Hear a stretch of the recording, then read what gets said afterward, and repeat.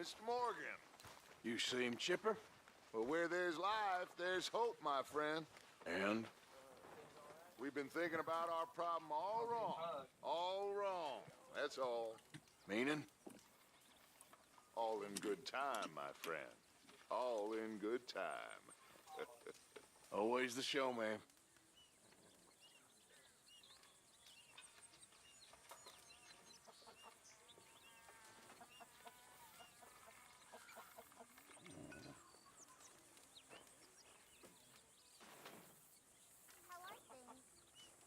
Mr. Morgan. Yes, Miss Grimshaw. Mr. Matthews gave me a message for you. He said when it was convenient to head into Emerald Ranch. He's looking at a few business things there.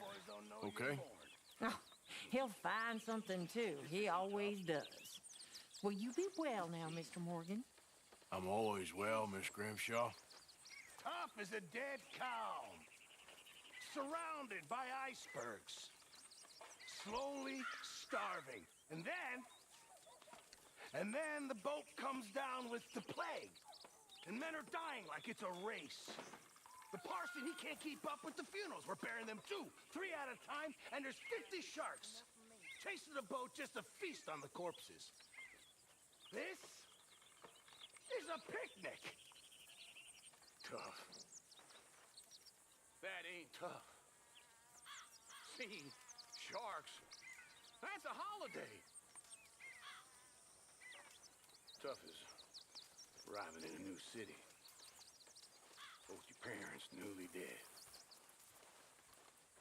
No one looking after you except some scumbags you meet on the street.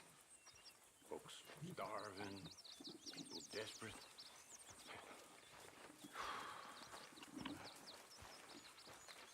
How old were you? 9. I was 9 years old. I've been living on my wits. Hell. Chances to see that, that'd be a joy. You know, I tell you, sharks are nothing compared to human beings. Now, maybe you're right. I guess all life is brutal in its own way. Exactly. Yeah, it's all just a miserable waste of time. Appalling. Dreadful. You know, maybe that's the point.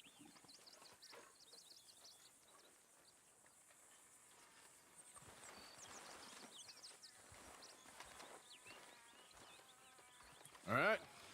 Hey. That is a peculiar outfit, Mr. Morgan. Mr. Strauss.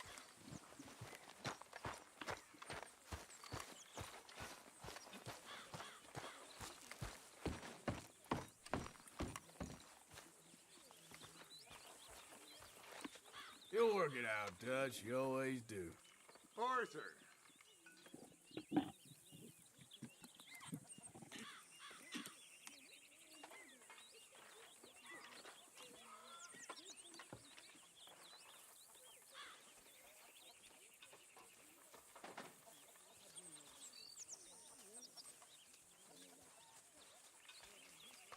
Thank you, Mr. Morgan, for sparing me like that. I'll work hard. I am not a bad fella. You'll soon warm to me. Just see that I do. Oh, you will. And boy, thank you for saving my life. But yeah, of course. All right, well, I should be getting on. Sure, be good now. There she is. Hey, How are things? I'm bored, Arthur. Are there any jobs going? I'm sure there will be soon. I'll let you know. Okay. This isn't exactly an enchanted forest, this place, is it? No. I wonder why they called it Valentine. Almost perverse. Seems polar opposite of romantic. Well, I don't know. Some lady I was speaking to in town told me about a curse. A curse? Now, nothing's more romantic than a curse. Exactly. Prince turned into a toad, lovers into stone, entire country turned into morons. Curses everywhere. What's Valentine's curse? Well, I didn't quite understand what the woman was saying. Kind of her being a bit of an idiot, but something about a massacre and a last surviving Indian cursing the county. Well, if they massacred people, then they deserve to be cursed. Of course. You believe in curses, Arthur? No, I believe in bullets, and not too much else. You soulless wretch. But what was it? Was it just bad luck or bad weather or something else? Something about an eagle or an owl. And a gravesite. I didn't really get it. Well, I think it sounds very interesting.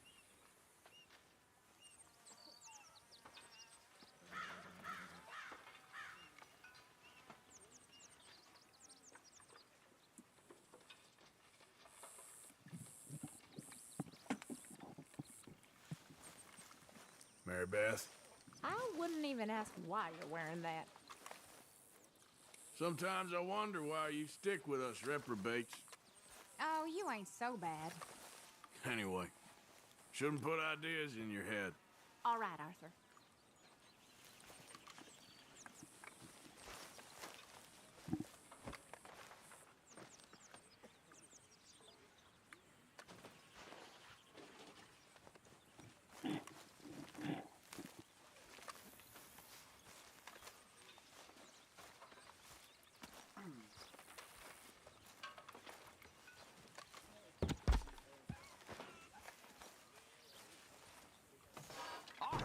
Arthur, how you been? I've been real worried. What do you want? Don't be like that. Just a few bucks, and I'm short. Get lost. Well, I'll go try someone with a heart. You do that. Okay, I'll catch you later then. You betcha.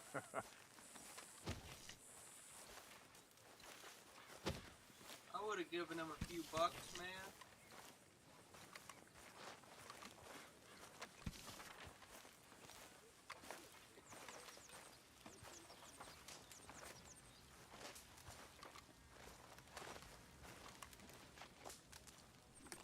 Charles' photograph.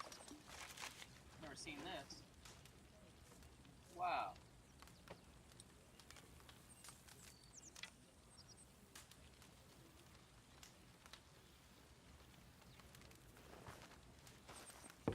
Damn drunk.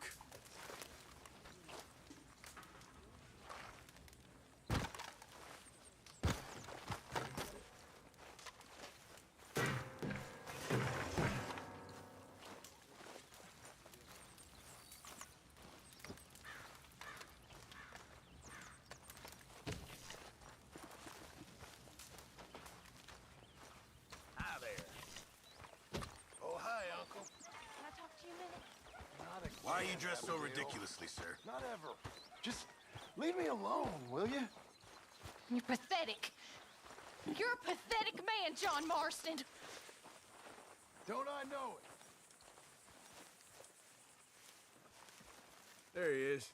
What in God's name possessed you to dress like that?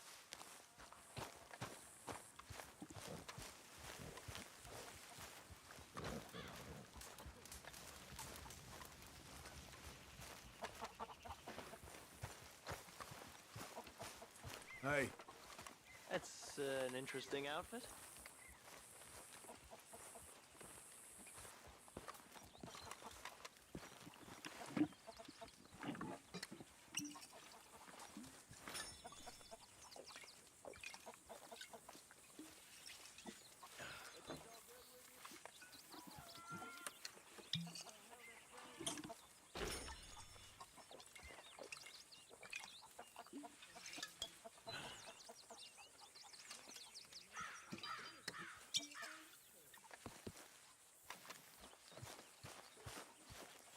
but that cowardly killer that shot Mr. Miller has laid old Otis in his grave. Yeah!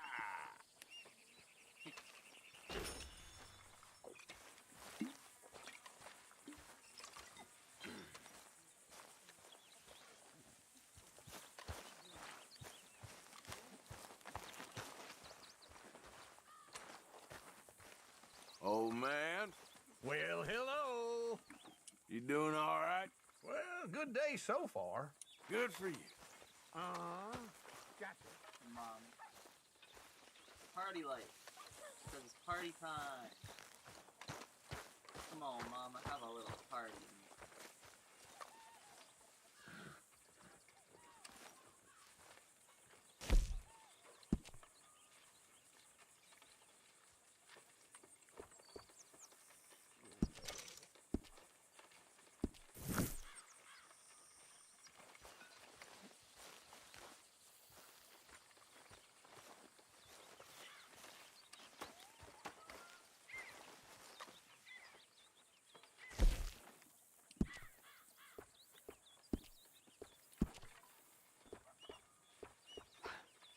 What you doing, Tilly? Nothing, Miss Grimshaw. That's right, nothing. You're useless. You're worse than useless. You're a parasite. You're a worm. Ridiculous. Get ready. But I don't want to work, Miss Grimshaw. I don't feel right. I don't care what you feel, girl. Get ready! These girls, Mr. Morgan. It's a shame they were princesses in fairy tales. Well, it looks like they found their fairy godmother. Okay, well, let's talk more later. Whatever.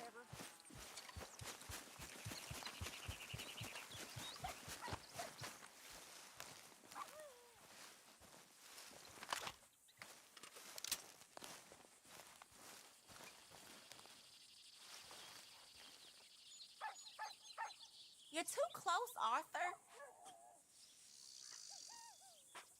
You almost hit me.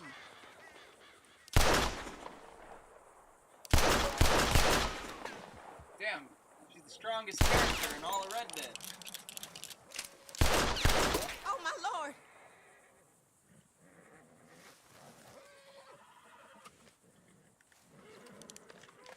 I respect you as a fellow gunslinger. All right, then.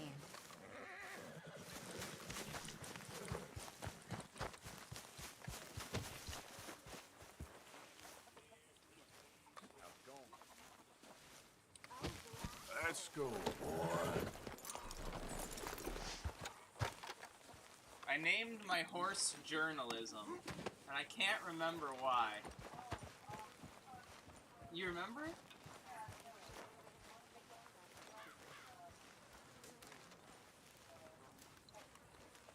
I expect you'll betray me in the end, Arthur. You're the type. That's so. Okay, cool. You tell well, me. I guess you help me, Mama.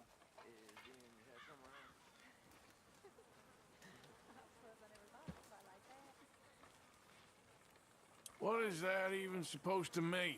I'm sorry. I'm a little tired, I think. That's a strange thing to say.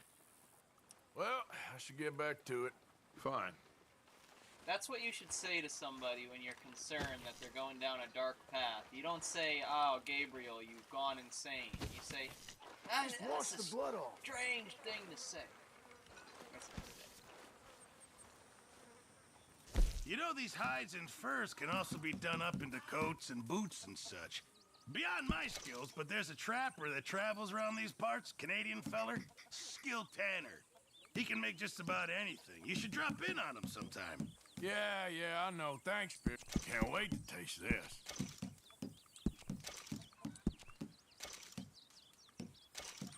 Bear claw.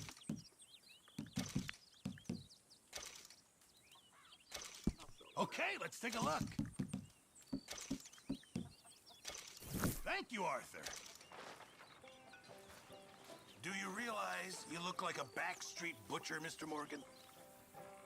I look like a backstreet butcher because I picked up a deer that I skinned, and I have the blood all over me.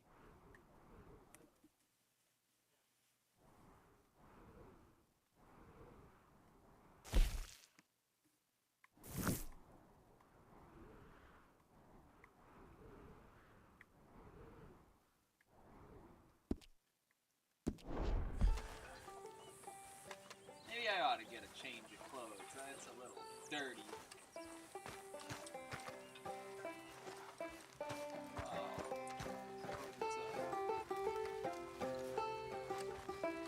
Call it a button vest. course, my slinger gear. Why don't you come take a peek at what I'm wearing? This is a bit awkward, ain't it? What? Mr. Morgan. Mr. Morgan. Yes, Miss Grimshaw. One of the girls saw that friend of yours, Mary Gillis, sniffing about. Mary? Yes. I never liked that woman, Mr. Morgan. Funny business.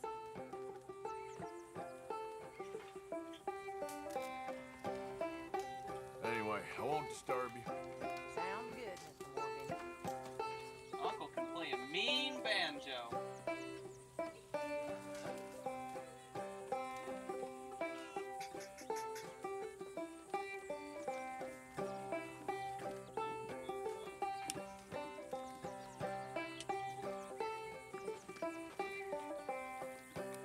Man.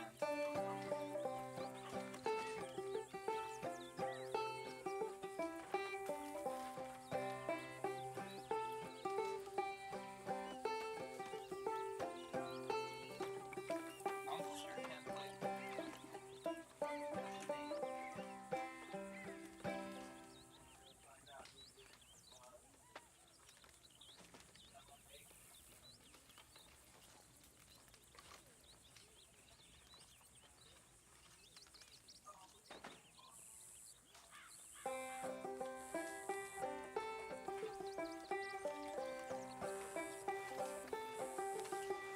Isn't it good to be out of that goddamn snow? Why are you so chipper? We're gonna be good. We are gonna be great. Faith, my son. Faith. Pretty good. It's pretty good. I'd say.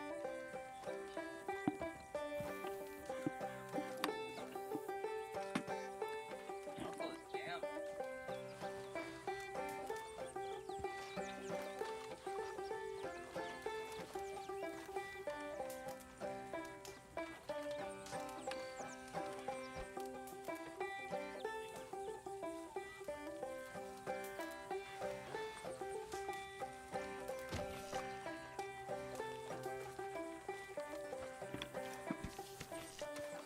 Look at my sweet outfit before I change.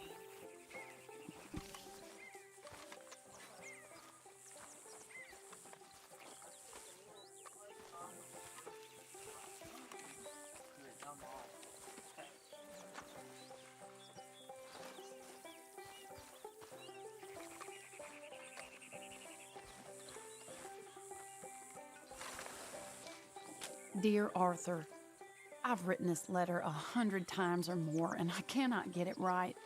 It's me. You know it's me from the bad handwriting. I know I said when we last spoke, and I was going off to get married, that we would not speak again. I know I said a lot of things, and I meant them, I suppose, at the time. But I'm not so proud as to not speak to people who care for me, or cared for me. I've been in Valentine for a couple of months. I had some bad luck, and, well, it's a long story and not an interesting one, but I am here for now. I saw a couple of the girls, or whatever the polite term is for them, that ran with you and your associates in town, and I heard tell of a man who sounded like you. I would love to see you again if you could spare me a little bit of your time. I'm renting a room at Chadwick Farm, just north of Valentine. Yours, Mary Linton.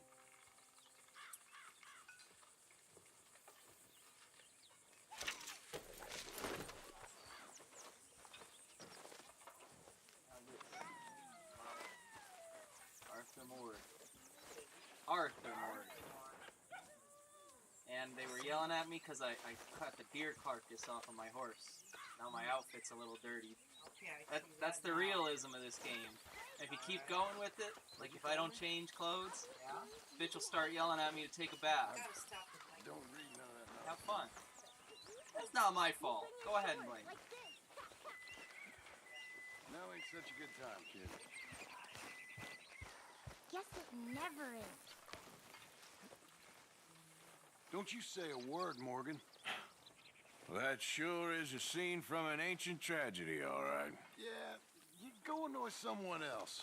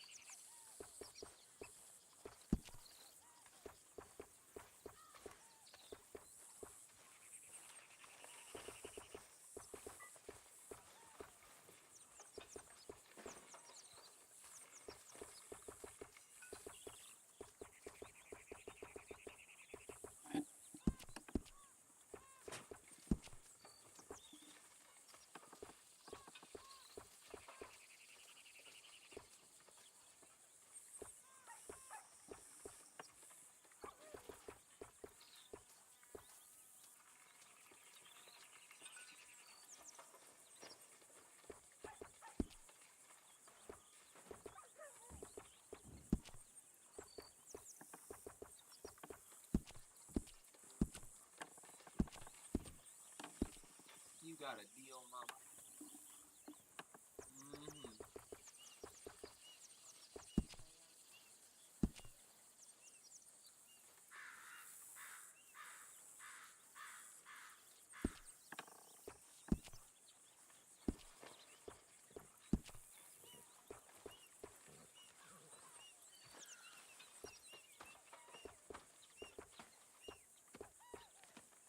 What are you doing? What's it look like I'm doing? It looks like you're reading. And I am. So why do you ask? Just making conversation. I'm sorry. I was being catty. I don't know why. You're very purty. I'm sorry, I'm not being forward or nothing, but you are. You're very sweet. Strange and horrible and an O'Driscoll, but sweet. I'm not an O'Driscoll, miss. Okay, well, whatever you say.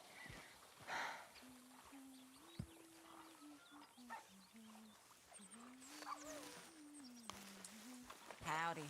Hey there, Tilly. Doing a good job there. I guess.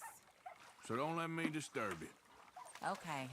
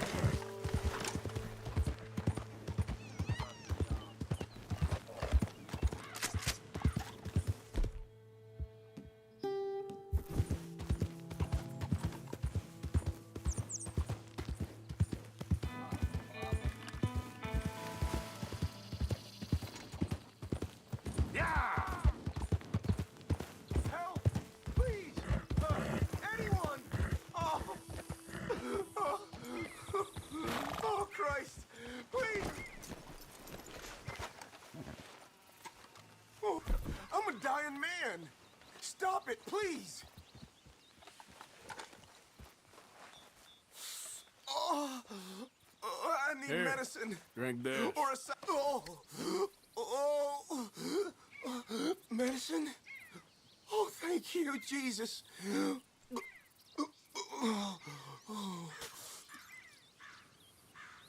Oh, you saved my life. I owe you. Got that right. I do. Now, I gotta get out of here.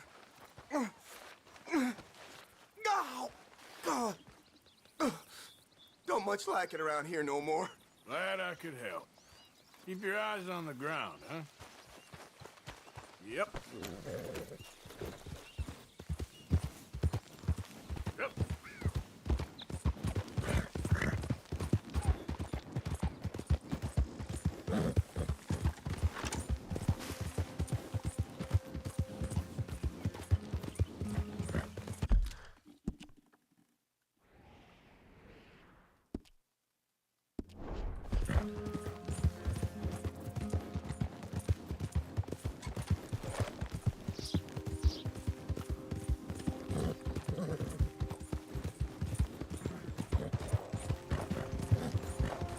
Hey.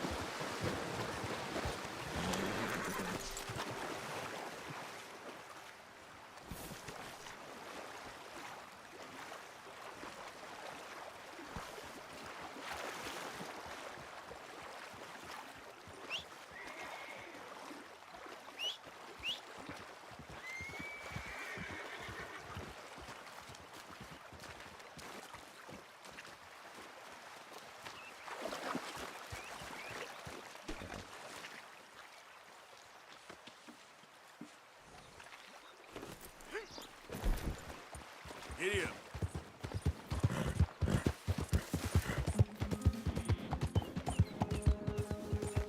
Whoa there. Need a gun. Just a precaution. Well, how are you doing anyway?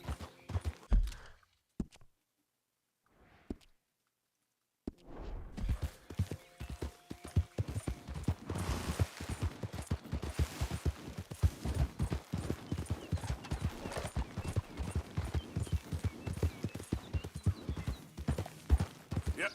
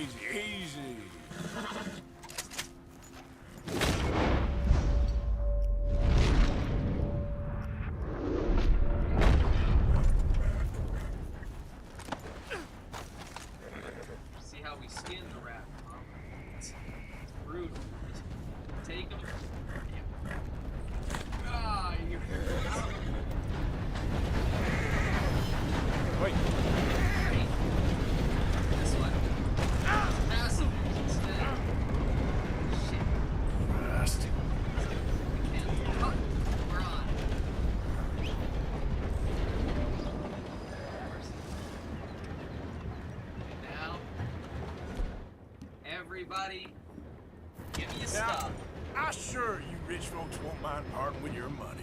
Everybody's money. Right now. Okay, give me everything you got. This is all I Quick. can give you. You deaf or stupid? Hand it over Sure, now! sure. I don't want any trouble, okay? Come on! I will kill you right here. Okay, take it. Hurry up, That or I was the swear. train guard Since back you there. are so insistent. No, I'm robbing.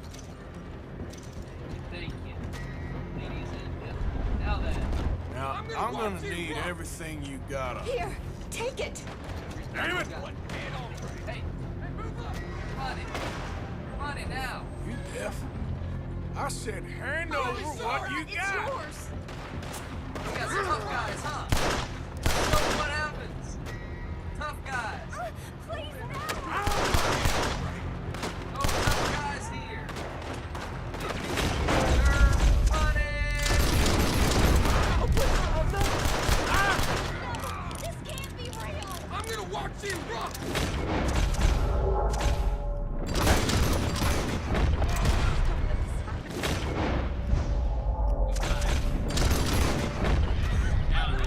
Money. Give me everything you got on you. I ain't playing. Here it is!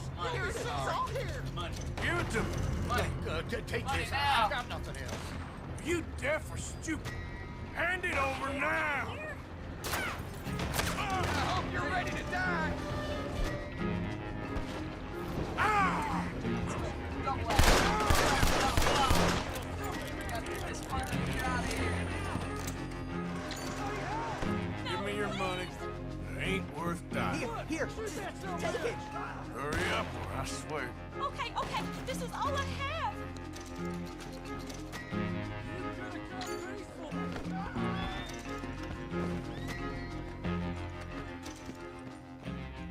Oh, what happened?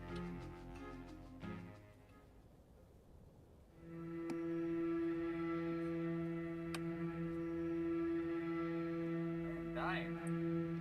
Well, I guess I got away with the train. Still have my money. Still have my money. All right.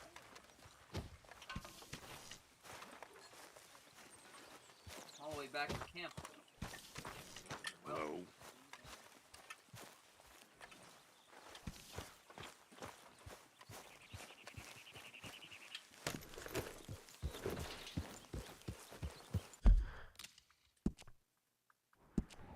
If that's the case, let's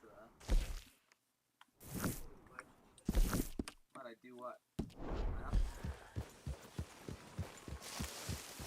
Yeah, no, I switched the objective. Yeah. The other one. Because I rode the train all the way back here. And alerted the camp, so I reset the game. But I got all the money from the train.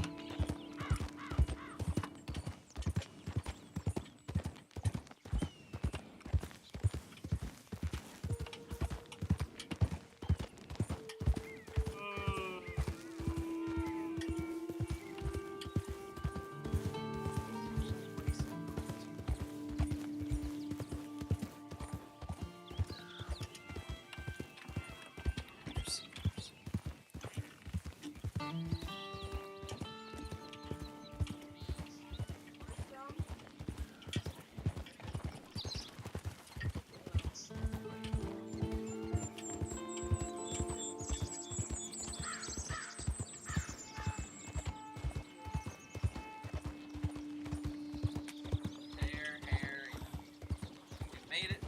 Flat next station. Reverend Strauss. No, Reverend Swans. Reverend. Let's see what he's up to.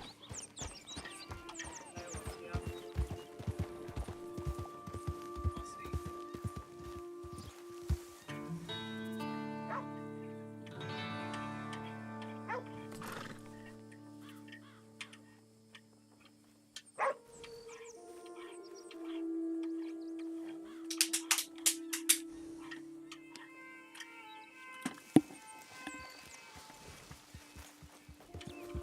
Look, it's a dog.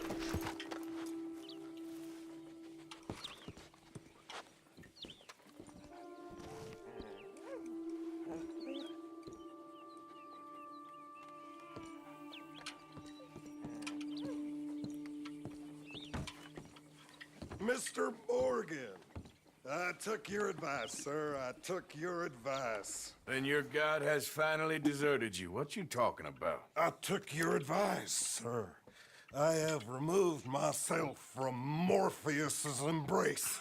No more shall I sink, sir. I am free. I am free. You don't seem free, friend. You seem drunk. Sit down, Reverend. We ain't finished. You ain't finished. Look at him. He's finished. None of us forced liquor down his throat. Friend, I just want him to play. Now, firstly, we ain't friends. Don't make no mistake on that subject. Now, secondly, he can't hardly see, let alone reason. Now, reasoning ain't never been one of my strong points neither, but seeing I do just fine. You want to step outside or deal with business here? I just want him to finish the game. Why can't we all just get along? These are good men, Arthur. They're children of God. They're children of God. How's about you playing his place, huh? That seems fair. Fair? Sure. You want a game? Want a game, Mama? Do I play? I don't play with them? Do I play? Sure. I'll play a few hands. Well, sit yourself down then. Swanson's crawling off. I'm Luther. This is Marvin. Fortunate for you both, we're being gentlemen about this. Same goes for you. So, how you two know each other anyway? Don't seem like the likeliest of friends, if you don't mind me saying. We go a long way back. And now you're his chaperone? I guess it's something like that. Can we play? What is this? He can't be no real clergyman. He committed about 5 cardinal sins just in that chair you're sitting in. I think he used to be. He's drifted a little in recent years. Life is a challenge to all of us. Can you imagine him at the pulpit? If he could stand out. On the 4th day, he turned water into whiskey, and I don't remember much after that. No, man, I got 2 pair, queen Check. 10. He's a decent fella going through a bad time. Disrespect him again, and you'll find yourself in a bad time, too. All right, all right. Just trying to have a little fun here. It is a game after all, mister.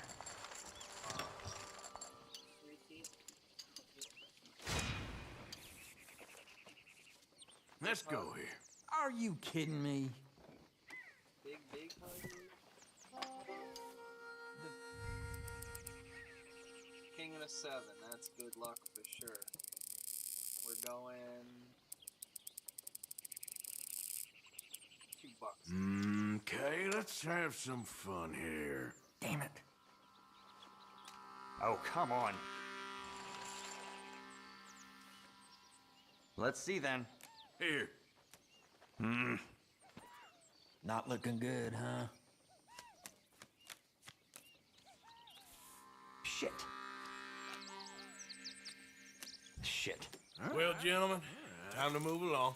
Oh, hell. You're one lucky son of a bitch, you know that? Oh, I'm surely a son of a bitch, but lucky, I ain't so sure. Come on, you. Let's move along. Where is he? Who? The Reverend. Where'd he go? I don't know. Ah, shit. Excuse me, gentlemen. Reverend! Reverend Swanson! Where'd you go? Excuse me, I'm sorry. You see a drunken idiot, a priest, wandering about? Sure, we saw him, smelt him, and avoided him.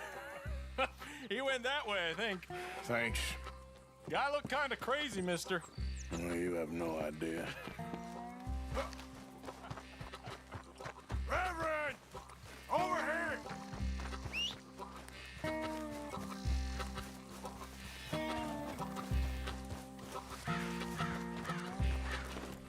Yep. What are you doing? Hey! Calm down! Get your hands off him! Say a word! You'll keep! You stay out of it. Get your hands off him now, you son of a bitch. Oh my God, I killed him. I'm gonna get the law on you.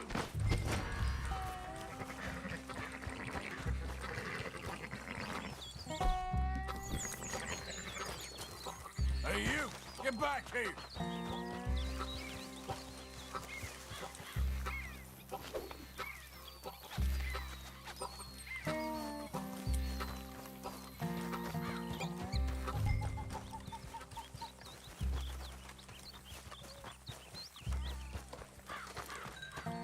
I said stop, damn it! Okay. Please, don't hurt me. You tell anyone what you saw back there, you're a dead man. You understand me? Yep. I won't tell a soul. I promise.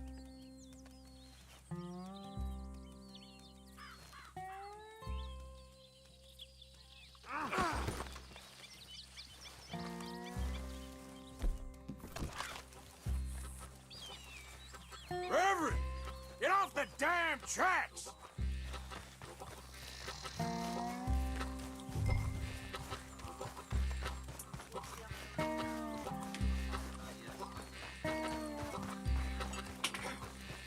Drop something, drop something, drop something, drop something. Drop something, drop something. Roll something. Come on, my friend! It's just a simple mistake.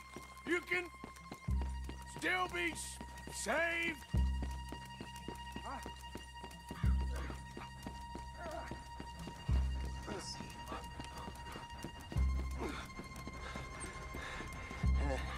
What have you done with your foot? It appears to like this place and wants to stay. Get your foot out of here! Twist your leg, you drunken bastard! Help! Help me or we're both dead!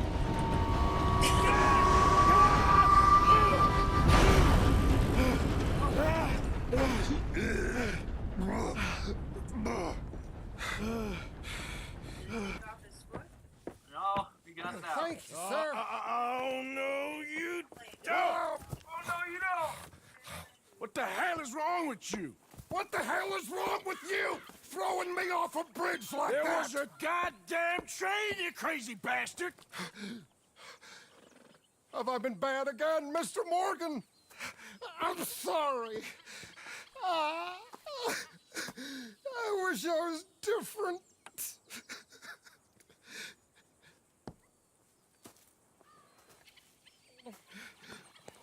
Let's get you home. Home? Yeah, that's a wonderful idea. I could have tea with Margaret. Margaret? Who's Margaret? But...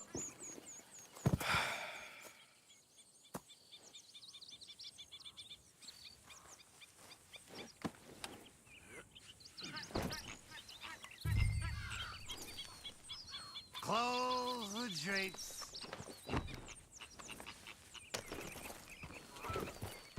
Yeah.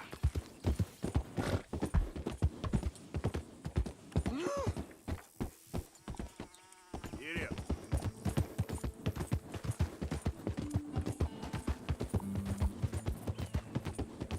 I told him.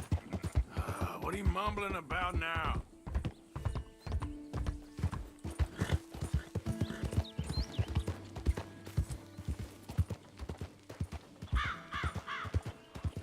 Kippers, please.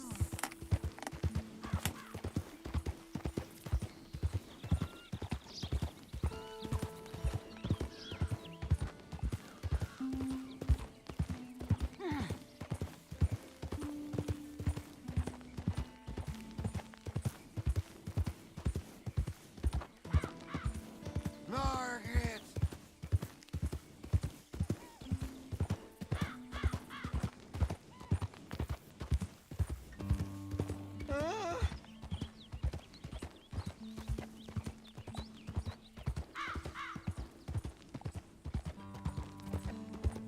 Tea, please. Hey, shut it back there.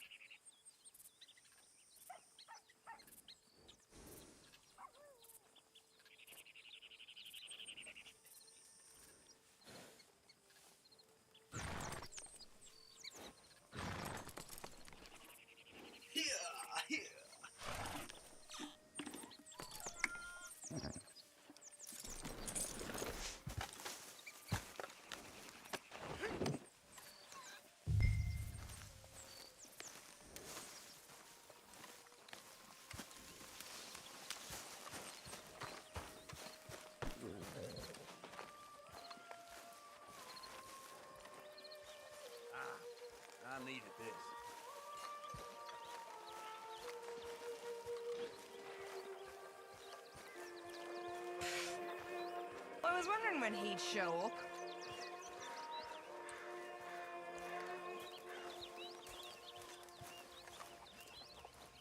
Ms. Gaskell.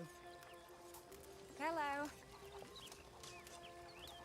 Always good to see you. Oh, Reverend.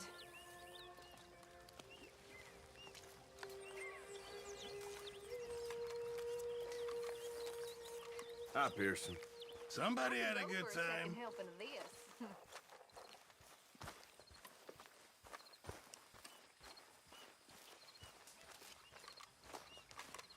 Mrs. Adler. I won't even ask. John, you're too easy on him, Arthur.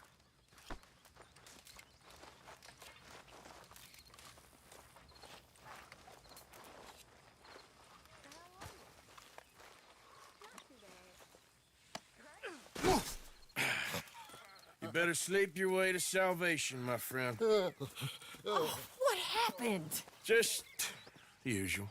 Poor bastard. Exactly. Well, thank you, Mr. Morgan. I'll keep an eye on him. He was lucky this time. Real lucky.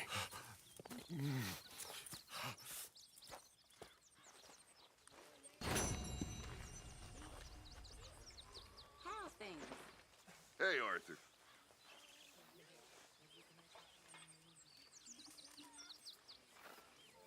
How are you? You'll work it out, Dutch. You always do. Hello.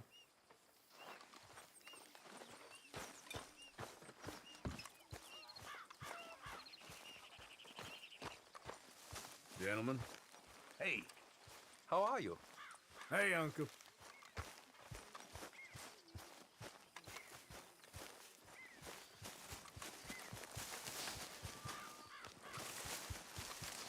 Yep.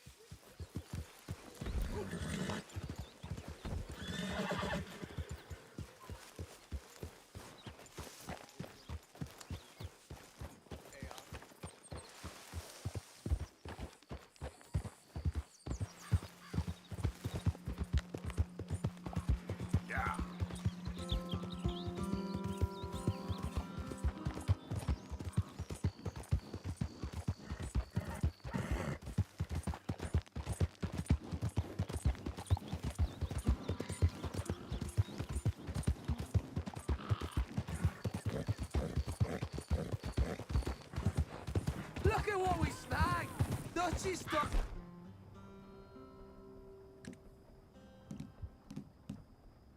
Bugs Buddy, I told you he'd show up. Oh, all right, boys, let's introduce him.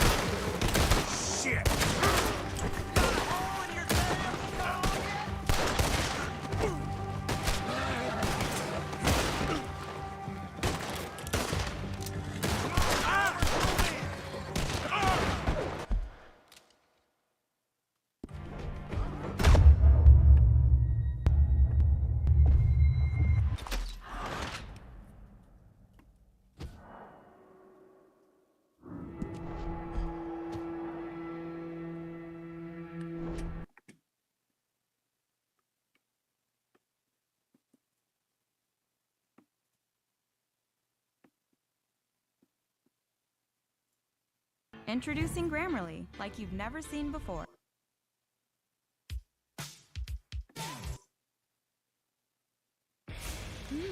Taki's Intense Nacho are not spicy and taste like... It's the humans. Their hair is so dry. It's the ingredients in their hair care. Did someone forget to give them native, sulfate-free hair care that nourishes your hair in one wash? It's not a myth. It's native. Hinata, I'm at the bottom of the spring. My vision's distorted. Something's distorting your Byakugan? Hinata, what can you see at the bottom of the spring? My vision's distorted. Something's distorting your Byakugan? We'll just have to go and see. Oh, wait. I can't get this wet.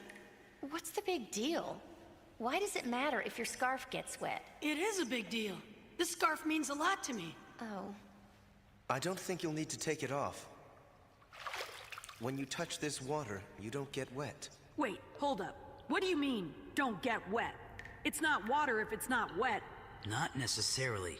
Water isn't wet. Fuck do you mean water isn't wet? It's water. Yeah, but water isn't wet. How you gonna stand there and actually say some nonsense like water ain't wet? Water is the thing that makes other things wet. The property itself can't give itself its own property. He's right, Naruto. Bitch, you gonna side with him? Yeah, I'm gonna side with logic. Fuck you mean logic? You're the dumb motherfuckers that sit there and say some ignorant ass shit like water isn't wet. It's not wet. You fucking heathen. Listen to her, man. Water is touching itself all the damn time. Therefore, water is wet. Water is not wet. It makes other things wet. That's like saying soap doesn't make itself clean. It doesn't. It makes other things clean.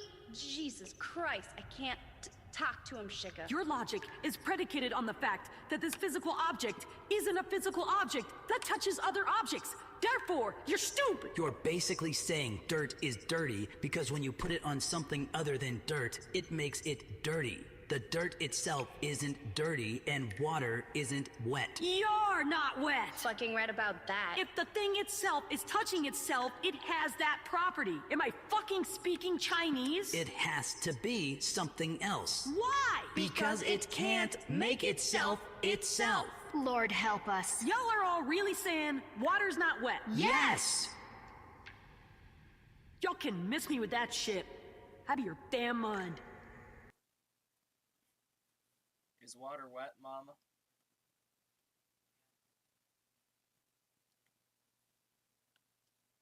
So you agree with Naruto?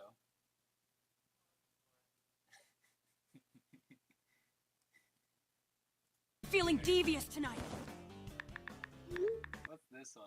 Naruto and Hinata rob Itachi. I'm feeling devious tonight.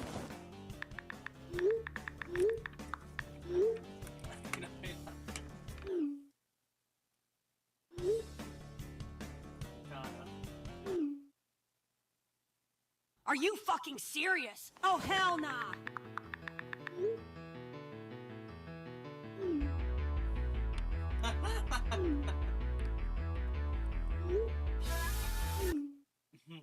Yeah! We're getting paid today. I'm really hoping I didn't just break my phone. So, Naruto, what did you need me for? Well, I was gonna see if I could use your Byakugan for something. Okay, for what though? I need you to find someone around here with a loaded wallet. For what? Well, I definitely can't tell her what I have planned. I'm gonna ask them to go band for band with me. Wow, that must mean you're rich now. Of course, girl, you already know. I'm lying like shit. That's impressive, Naruto, considering you asked me for money yesterday. This bitch finna piss me off. You never cease to amaze me. And you never cease to piss me off. But I can look around for you. Byakugan.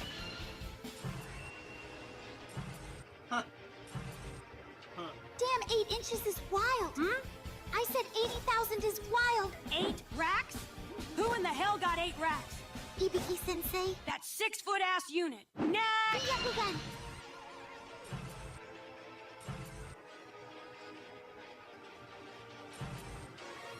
Naruto, Sasuke's over there with 300,000.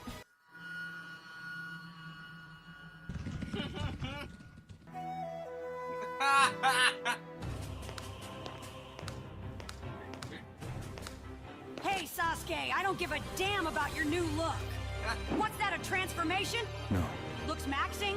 No. Plastic surgery? No. Well, it doesn't matter. All I know is you finna run them pockets. I got bills to pay. Here. Wait, really? Just like that? Well, since you offered, I'm finna go blow this money. Later, Sasuke. Easiest lick of my life. Easiest lick of my life. Easiest lick of my life. Easy. Foolish child. I'm calling you because you're a top tier. This has got to be good. I'm calling you because you're a top tier stoner. I need to know how you get motion selling that good shit. Dude, your audio is shit. No wonder you need money. And it's 6 in the morning. Fuck off. Ah, look. Here's the deal, lazy bones. I'll help you sell for a week, and you keep 100% of the money. Deal? Done deal. And you'd better keep your word, or else I'll get Shy Girl to stalk yo ass. You say it like she isn't already. Here's what I've been growing so far. His name's Lil Terry. That's it? Dude, weed takes time to grow. Trust the process. Fuck that process. I need money now. You're such a drag. Fine, pay attention. Growing your own weed is cheaper than buying from a plug. But the downside is, it takes time. Oh wow, who wouldn't have guessed? Just shut up and listen. You buy an ounce from the plug for about $130. Then you go around selling 1 gram for $10. Since there's 28 grams in an ounce, you made $280. And using basic math, you'd have $150 in profit. You lost me an ounce. This guy's fucking stupid. Look, I need you to make some shadow clones. Easy.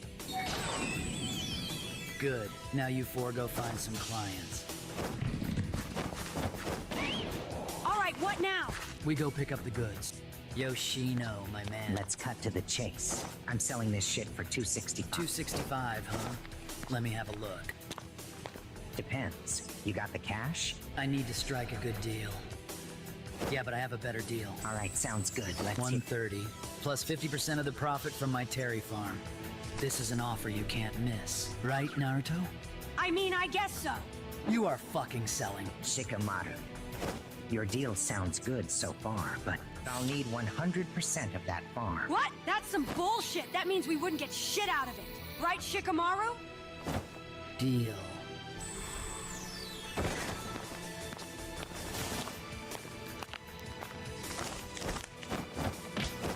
Pleasure doing business. Don't forget our deal.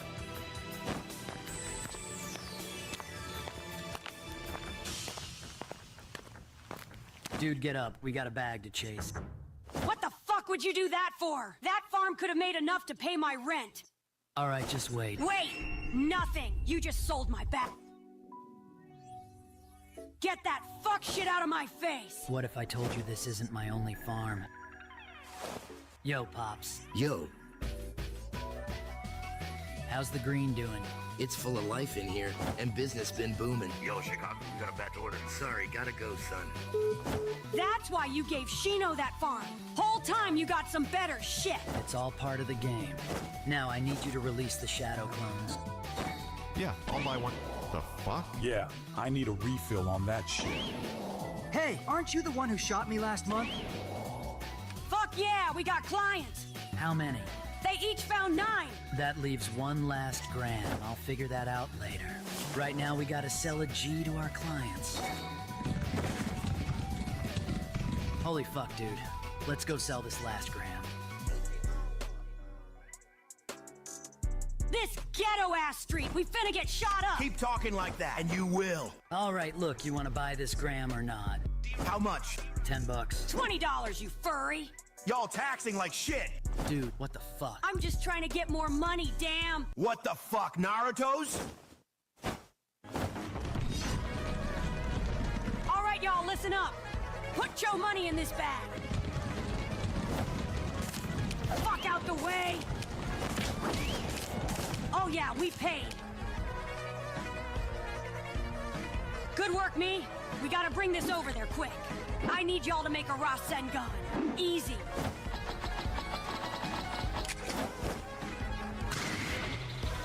Ah, shit!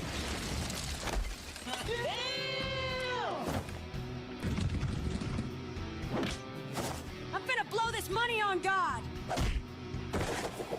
Sorry, this cash is mine. My bug told me everything. I'll be taking that money back. You hurt Naruto, you die.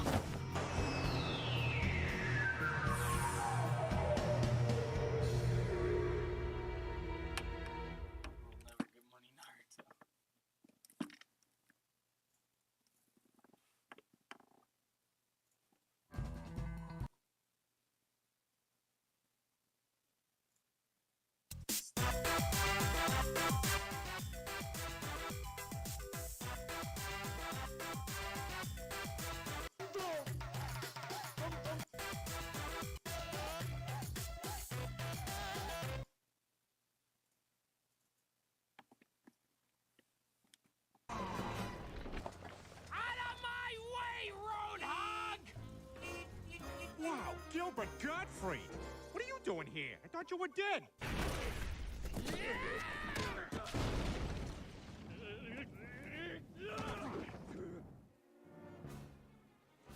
Don't worry, I got it under control. Go, Preppy car, go! Yeah! Are you all right? You know, you could probably just buff that out. Yeah, the insurance company will love this. You know, there's no reason to get the insurance companies involved. I kind of want to kill somebody else now. And now we are proud to present this classic sculpture by one of the world's most noted artists. Ah, geez, not him again. Where are you, McGurk? Rodin's Thinker. That's him! Hey, McGurk, finish your business and let's get going. It's very early. You gotta understand. I don't usually wake up this early.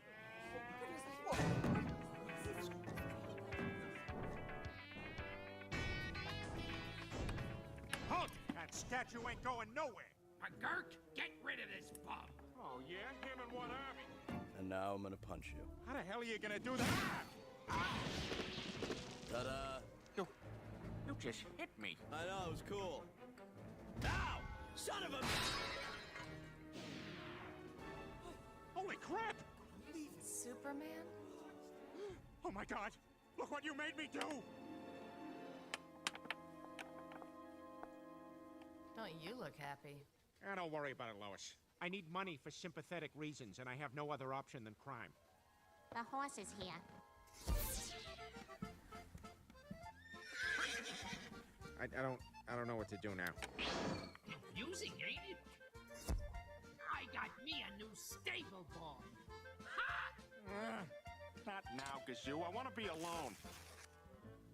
Huh? You don't mean it. Oh my God, could you leave me alone? You are the neediest kid. Hey, you can't just walk out. Wait, do dwarves grant wishes? Huh? Aloha! Something I can do for you, Superman? You're a businessman. I'm a businessman. And I've got a proposal that I guarantee you can't refuse. Of course you do. Well, you're a little late. I've got work to do. We'll rob a train. What? Read it and weep, Ken. 200 die in train derailment. Oh, God, Lois, that is just morbidly obese. I haven't felt this crappy since the time I went to that museum. Dun, dun, dun, dun, dun, dun, dun, dun, dun,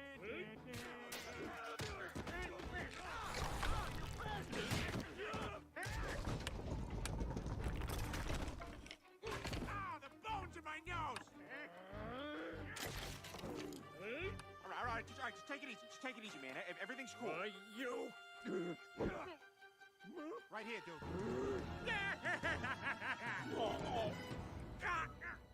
Oh, son of a whore! Give me some milk! Ladies and gentlemen, I give you the Lex Luthor Museum of... Oh, Jesus, hangover's killing me. Oh, God. I hate you! You're a bad man, and you made me cry. Get a security crew down here now. Yeah, I'm a little nervous, though. I'm not sure what to talk about. You're kind, intelligent. You shouldn't be afraid to tell a girl what's on your mind. Okay, so here's what I'm thinking. Why do women have boobs? So you got something to look at while you're talking to them. I'm sorry, that came out wrong.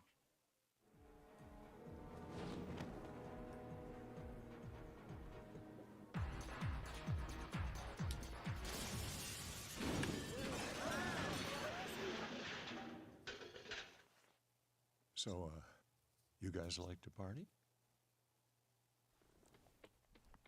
Just surrender quietly. It'll be easier for us all if you... Oh. Oh, my.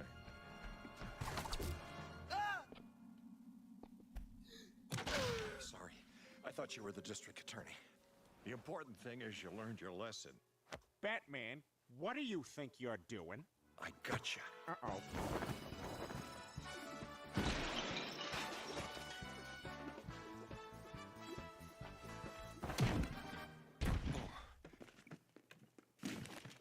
That's for giving me a book last Christmas. You're rich, you jerk. Oh, Miss Lane, why do you always have to put yourself in these situations? He's why, Jimmy.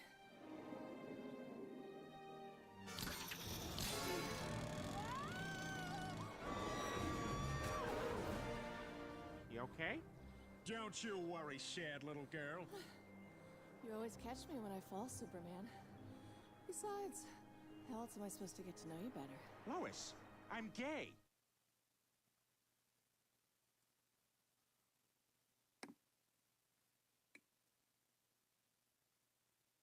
Time for another nerd episode, but first I want to talk to you about this video's private net ad, another it's price video. Previously on the Angry Video Game Nerd.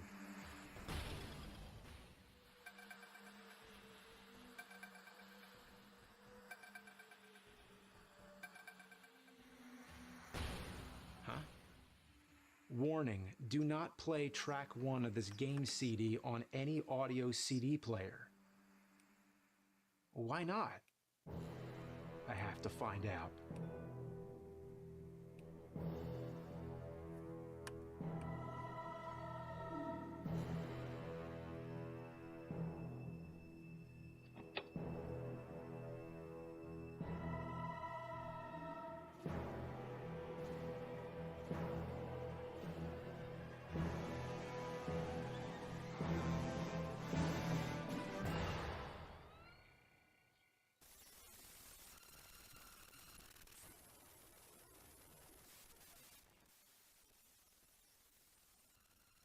I guess the reason they tell you not to do it is because this game has the soundtrack and track 1 is the game file, so it doesn't work.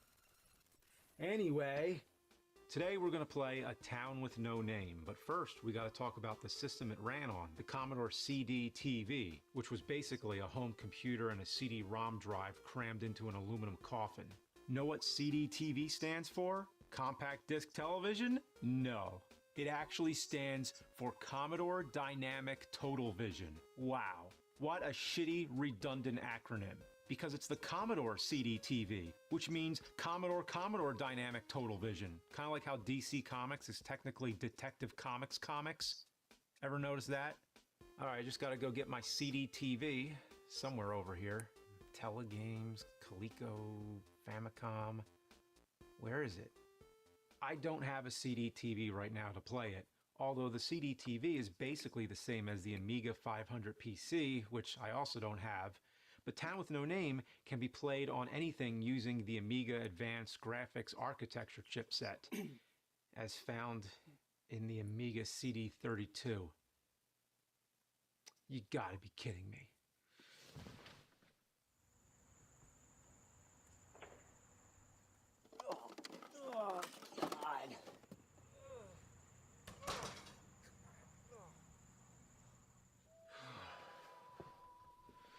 Alright, here we go again. But before we can play the game, let's talk about the cover. Ugh, look at this ugly mess. Even the weird Mega Man from the NES cover would look at this thing and vomit. Oh, and it says on the back here, congratulations, you have been personally selected from literally thousands of possible candidates to experience the Town with No Name. Huh, the Town with No Name. Well, the front just says Town with No Name, no the. Let's see if the disc... Huh, and the disc says Town with No Name. Okay, alright, let's Pop this fucker in here. Oh, good thing I didn't throw away the paint can. Enhance your game.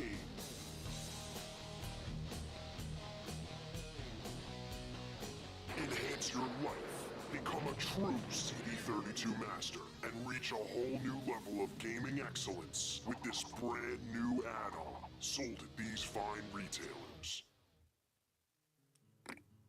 Oh, it looks worse than I thought it would. So the train stops and this guy gets off and just squashes the happiest spider in the world. Why is there so much blood? Say, old timer, what place is this? Unbelievable. The lip sync is actually worse than Drake the 99 Dragons. Oh wait, hold on. The Town with No Name?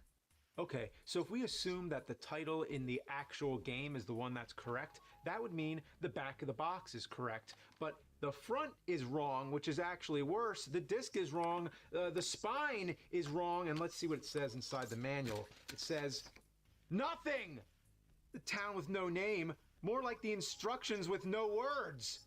Oh, I thought the instructions in Home Improvement was bad, where it's all covered up. This is even less helpful. From an idea by Charlie Watts, the drummer from Rolling Stones. Oh, was the game drawn by Keith Richards while he was on drugs? Music by The Jester. Oh, that's quite a jest. Oh boy, it's another menu. I can get back on the train, head into town, or talk to the old timer. Fuck this, I'm getting back on the train.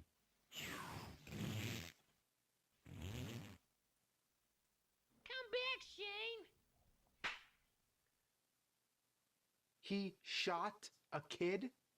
My name's not Shane, kid.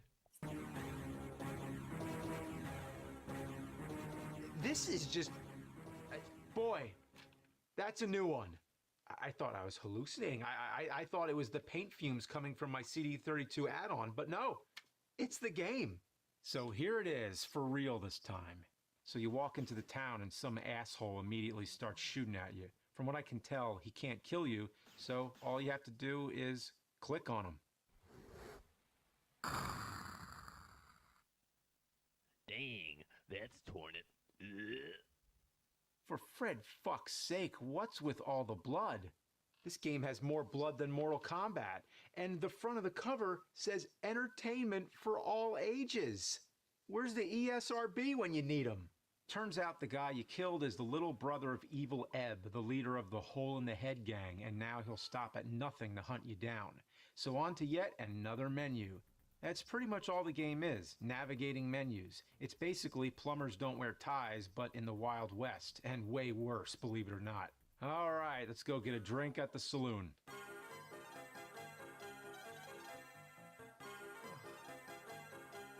Another ear-splitting hit from the Jester. So in the saloon, you get a drink, if you can catch it.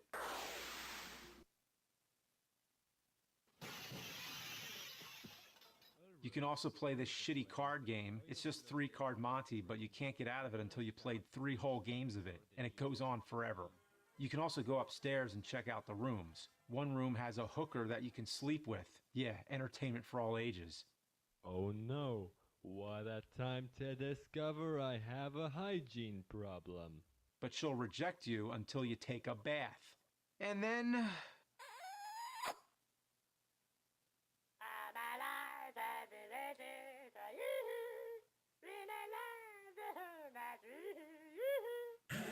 well, that was horrifying. The last room is some guy throwing knives at you, and I'm dead.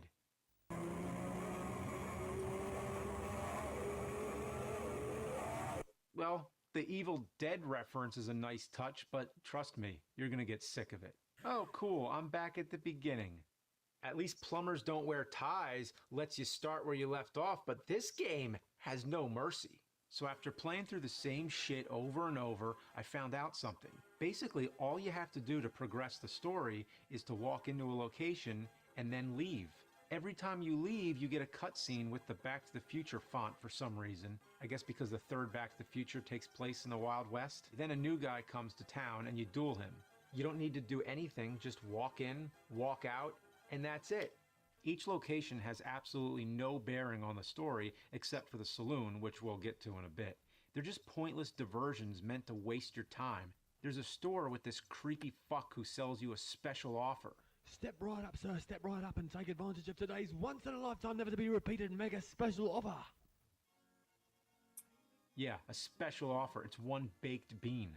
Man, I hope that's a joke. I can't imagine anyone putting themselves through the torture of collecting all 425 of these. There's a jailhouse where you can see the rogues gallery. It's supposed to be the guys who try to kill you, but I'm pretty sure it's the creators of the game. Honestly, for creating this shit, they deserve to be put in jail. Alright, next is the church. Ah, that jester, that fuck! So here you can talk to this priest who mumbles something and then, flies into the ceiling. The stable has this googly-eyed horse, and I love that damn horse. It's hilarious. You can try to steal it, but it kicks your ass all across the town. Still love it, though. There's the blacksmith, where this Clint Eastwood-looking guy is just hanging out. You can talk to him, or you shoot him. Whatever you want. I don't know what I expected, but it wasn't that. My head gets blown clean off, and there isn't a single drop of blood. I mean, the spider bleeds like it's nobody's fucking business, but your head, like, come on! Like I said, all you have to do is enter a place, then exit, and duel. The first guy is Nasty Ned. He's really easy. Just click on him when you see him, and he's dead. Caramba, that really hurt. Oh, I've got a follower now, so bye. Zippy Zeke, on the other hand, is a bastard and a half. He pops up all over the place, and you only have like a second to hit him, which is almost impossible because the cursor on this thing is slower than a turd coming out the asshole of a constipated snail. The only way to win here is to watch the pattern, figure out where he'll be, and put your cursor there. Then you hit that button faster than diarrhea coming out the asshole of an unconstipated cheetah. The third guy you fight is Crafty Clint, but he ain't that crafty. He just comes in at the bottom corner of the screen and you shoot him. Eventually you'll get stuck. I ran around every single location, clicking every single option before I finally found out what to do. The next guy only comes out when you head to the saloon and choose to play cards. But seriously, how was I supposed to know that? He explains the rules for like an hour, and it's really obvious that the voice actor was just reading a cue card because he stumbles in places. The loser has to pay 1 cent per point. 10 picture cards and aces all cost 10 cents. Eventually I win, and he gets pissed off. Nobody beats me and nobody cheats me. And you've been trying to do both. Let's settle this now. Out in the...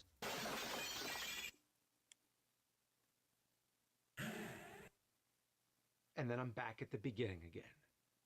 You know, with this game, you make one tiny step forward, and then it sets you all the way back. It's like a friend comes over and says, hey, you want to play rock, paper, scissors? So you go to play it, but then instead he just punches you right in the face, and then he says, you want to play again? And you're like, okay, and this time you're ready for it. So this time you go to punch him in the face first, but then he kicks you in the balls, and it says, you want to play again? And you say yes. But this time, as soon as you comes over, you... And he gets pissed off. Nobody beats me and nobody cheats me. And you've been trying to do both. Let's settle this now. Out in the...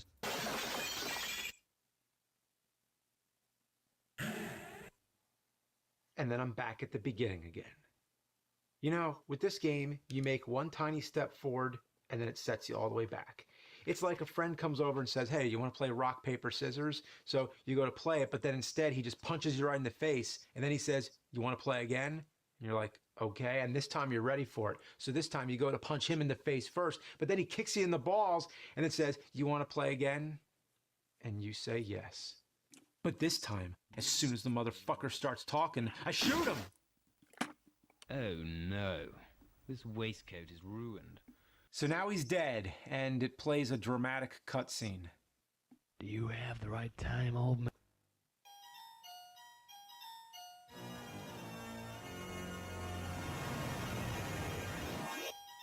No. So finally, after killing the last two guys, you face the main bad guy, Evil Ebb. He jitters around and whispers his lines. It's like the voice actor didn't want to wake his parents in the next room. Let's get started. It's anticlimactic, to say the least. So this time you spare Evil Ebb and get the thrilling conclusion to the story. If only the audio would stop cutting. Go on then, Billy Bob. Finish me off. Billy Bob. You mean you're not Billy Bob? So it turns out you were in the wrong place at the wrong time. You showed up to the wrong city and Ed thought you were someone else, so you walk off to the saloon with Evil Ed to grab a whiskey, and then the game just kicks your ass back to the beginning. Well, that's it. And the good news is I never have to play the Amiga CD32 ever again. And just to make sure this time, I'm sending this thing back to the depths of hell.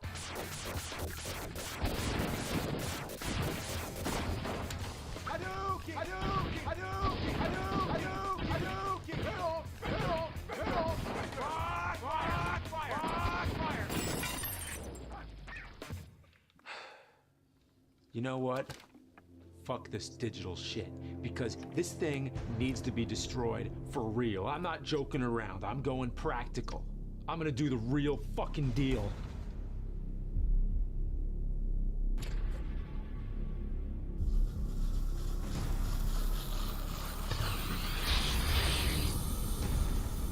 How's that for practical?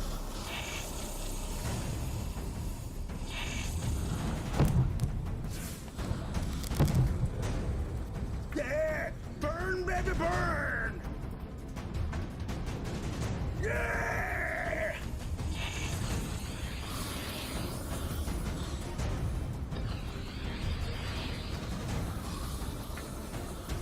Whew, boy!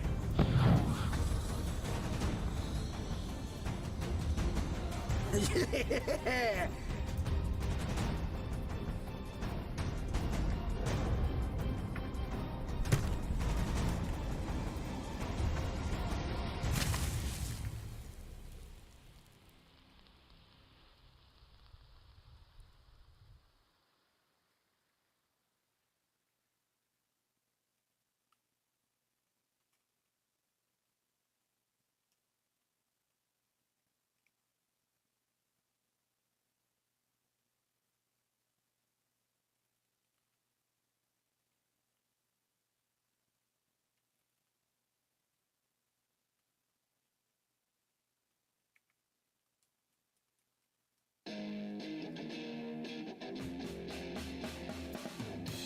He's gonna take you back to the past.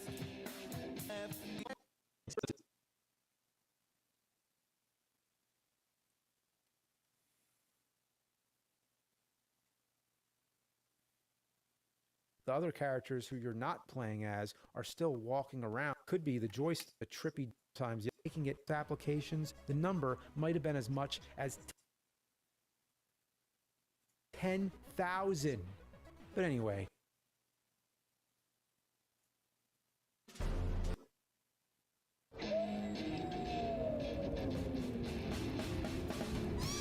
He's gonna take you back to the past.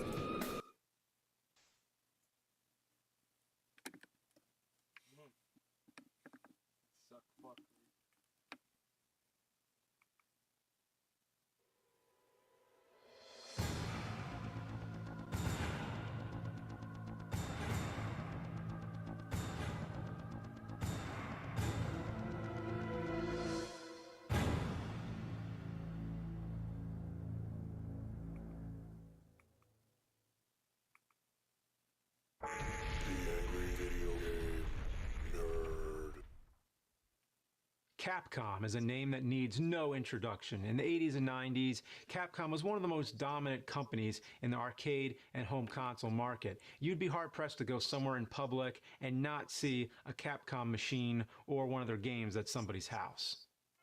In 1993, Capcom began development on a new game with a focus on horror. Originally conceived as a remake of the 1989 horror RPG Sweet Home for the Famicom, Capcom put Tokuro Fujiwara, the game's original director, in charge of the project. Fujiwara made his name in Capcom as the producer and sometimes director of a ton of great games such as Ghosts and Goblins, Bionic Commando, DuckTales, and Chip and Dale on the NES. Hell, he even produced almost every Mega Man game on the NES and SNES. Best of all though, he produced the classic Street Fighter 2010. Hot damn. To direct the project, Fujiwara chose Shinji Mikami, the designer of Disney's Aladdin and Goof Troop on the Super Nintendo. Yeah, no joke. Who would have thought that the designer of Goof Troop would go on to create one of the most iconic horror series ever made? In '96, Resident Evil came out. The game revolutionized the horror gaming genre, even going as far as coining the term survival horror. The series is still going strong today, spawning a shit ton of sequels, as well as a movie that also spawned a shit ton of sequels. But today, I want to focus mainly on the PlayStation 1 era of Resident Evil. The game's focused less on all-out combat and more on conserving your items. This adds a lot of tension because if you run out of ammo, you're fucked. This is where the survival part of the genre comes in. It's about escaping rather than fighting. The controls take a lot of time getting used to. I've referred to them in the past as tank controls because pushing up makes you move forward no matter what direction you're facing. Pair this with the camera angles and it's real disorienting. I fucking hated the tank controls, but looking back on it, it did nothing to hurt Resident Evil's legacy. One thing I find funny is at the end of every game, you trigger a self-destruct timer. It's like they couldn't come up with any more ideas how to end the games, so they just rehashed the ending of the first one. After making the first 3 games for the PlayStation, Capcom set its eyes on the new systems that were on the horizon. From here on out, Resident Evil was going next gen. Except for one last game on the PlayStation, Resident Evil Survivor. The game came out in 2000. By then, a real Resident Evil sequel called Code Veronica had already hit the Dreamcast. Not to mention, the PlayStation 2 was only a few months away. So basically, this game is kicking the PlayStation while it's already down. Mainly in the balls. This game is... Hear that?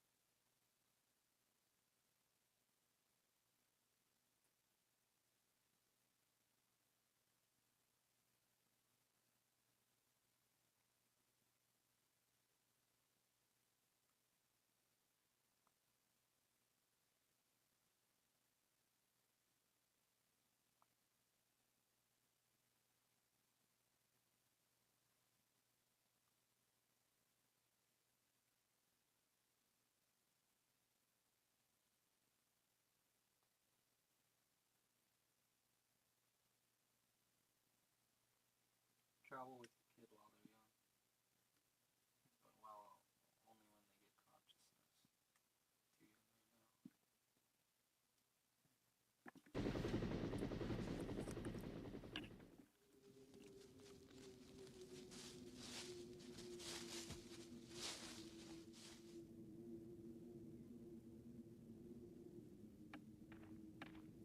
now. Hey, who are you guys?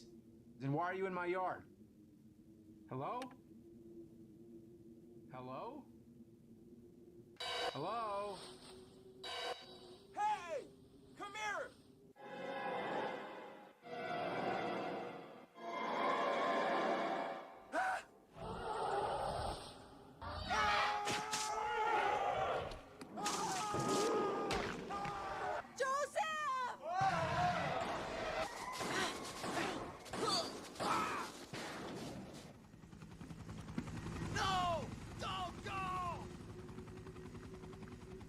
Wow, what an asshole.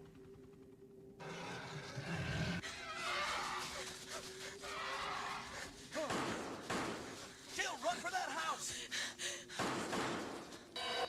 Yeah, fuck that. I'm going home.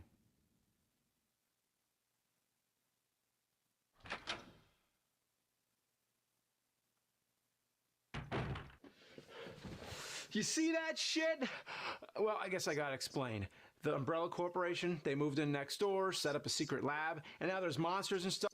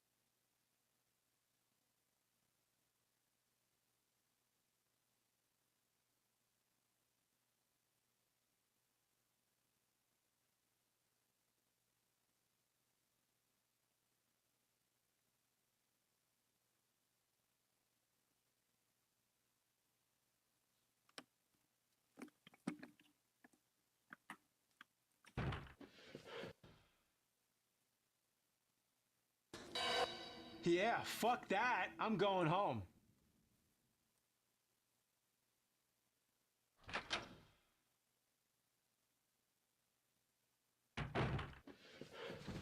You see that shit? Well, I guess I gotta explain. The Umbrella Corporation, they moved in next door, set up a secret lab, and now there's monsters and stuff, and I don't know what to do. Well, I guess I'll pop in the disc, play some Resident Evil Survivor, have a pint, and wait for all this to blow over.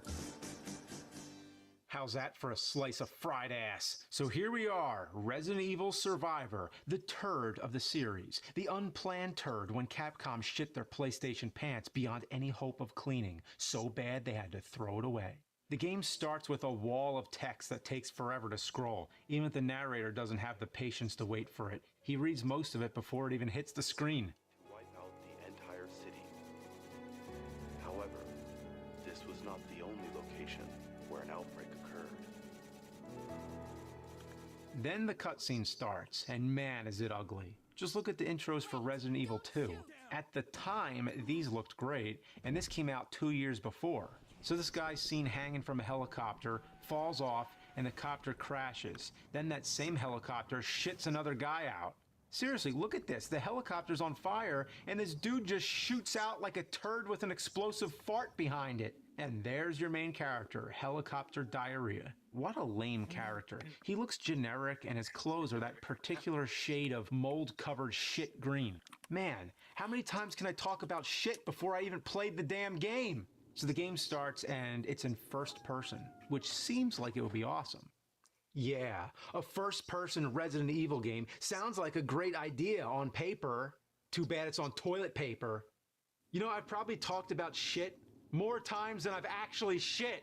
But it's a fact that when they wrote down the idea for this game, they wrote it on toilet paper.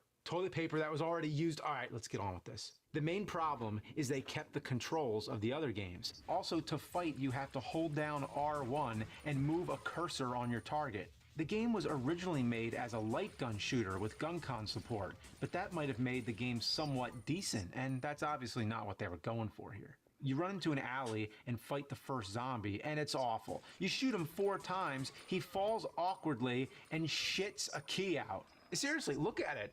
It comes out of his ass.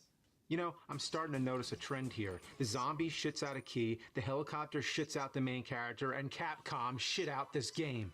After you pick up the key, you choose between 3 doors. Each one brings you to a different location. This place, some kind of movie theater. Here you come to your first puzzle, if you even call it that. In the older games, you had to solve puzzles to find certain items and open new paths. Some were easy, like pushing blocks to make a bridge, but others you'd have to use a little more thought, like pushing buttons in the correct order to find an item. Resident Evil Survivor, however, just has you find an item in the same room and use it. Here, you find some film and put it in the projector. Afterwards, you run back to the theater, and there's a key for no reason.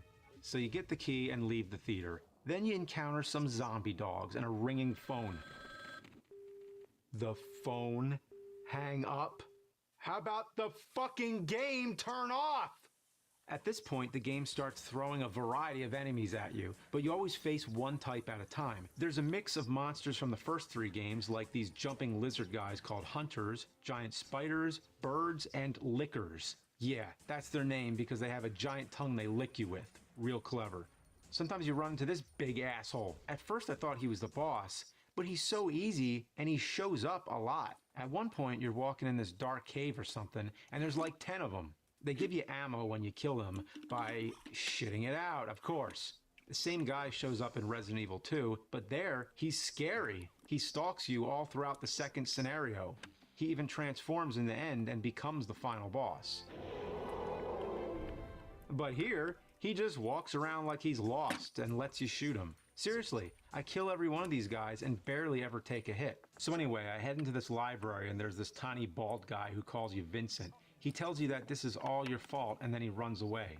I sense a twist. It turns out that the little guy is the janitor of the fucking sewer and he actually lives down there. You find this out by reading his diary that's just left on a desk. Dear Diarrhea, I'm the biggest fucking loser in the whole world. Through reading it, you also discover the main character is the evil Vincent, a high-ranking member of the Umbrella Corporation and the man responsible for the outbreak. What a twist! I am Vincent. It was all my fault. Then a kid walks in and dances like he has ghost peppers concealed in his... you know where. The character animation in this game is laughable. They all look like they're doing the robot. Even the zombies are animated like shit. When you kill them, they fall like a sack of bricks. Wow. Either there's some frames missing, or a gravity rift opens and thrusts them to the floor at the speed of light. It's hard to believe, but the voice acting is the worst of any Resident Evil. I know people joke about the first one. What is this? Wow. What a mansion. That was too close. You were almost a Jill sandwich. You're right. Everything was plotted from the start by Umbrella.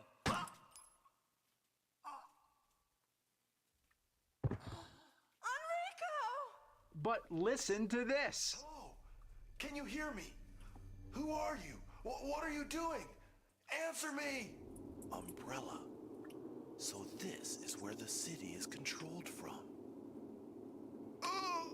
There's a prison area with a bunch of naked zombies everywhere. Of course you find a bunch more diarrhea. This one's from a prisoner that says he was abducted by the Men in Black.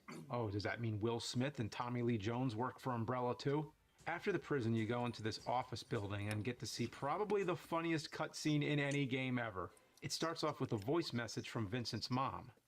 Vincent, it's me, your mother. My mother? Vincent, please, listen to your mother. I want you to leave Umbrella.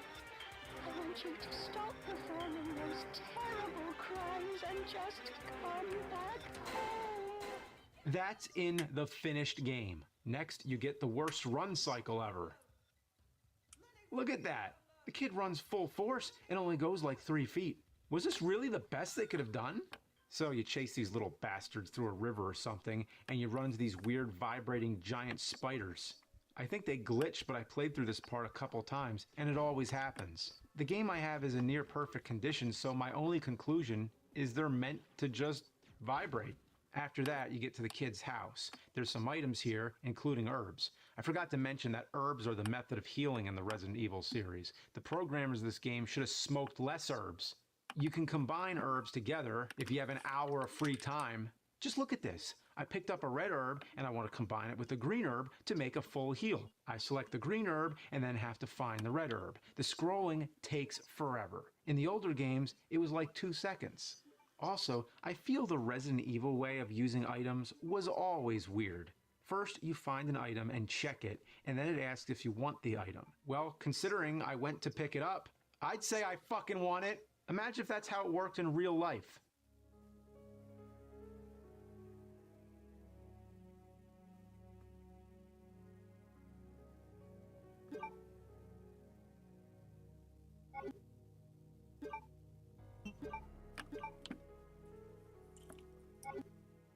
Where the fuck did my beard go? When you get to the kid's house, you find the girl hiding in a room. It turns out the boy went to the umbrella factory, so you have to go find him. How he made it there is beyond me, because there's all kinds of hunters, dogs, and those big trench coat bastards. The umbrella factory has some of the worst music I've ever heard. And Resident Evil's known for having great music. It's creepy and unsettling. But this sounds like somebody bought a $2 Casio at the Goodwill and threw it down the stairs.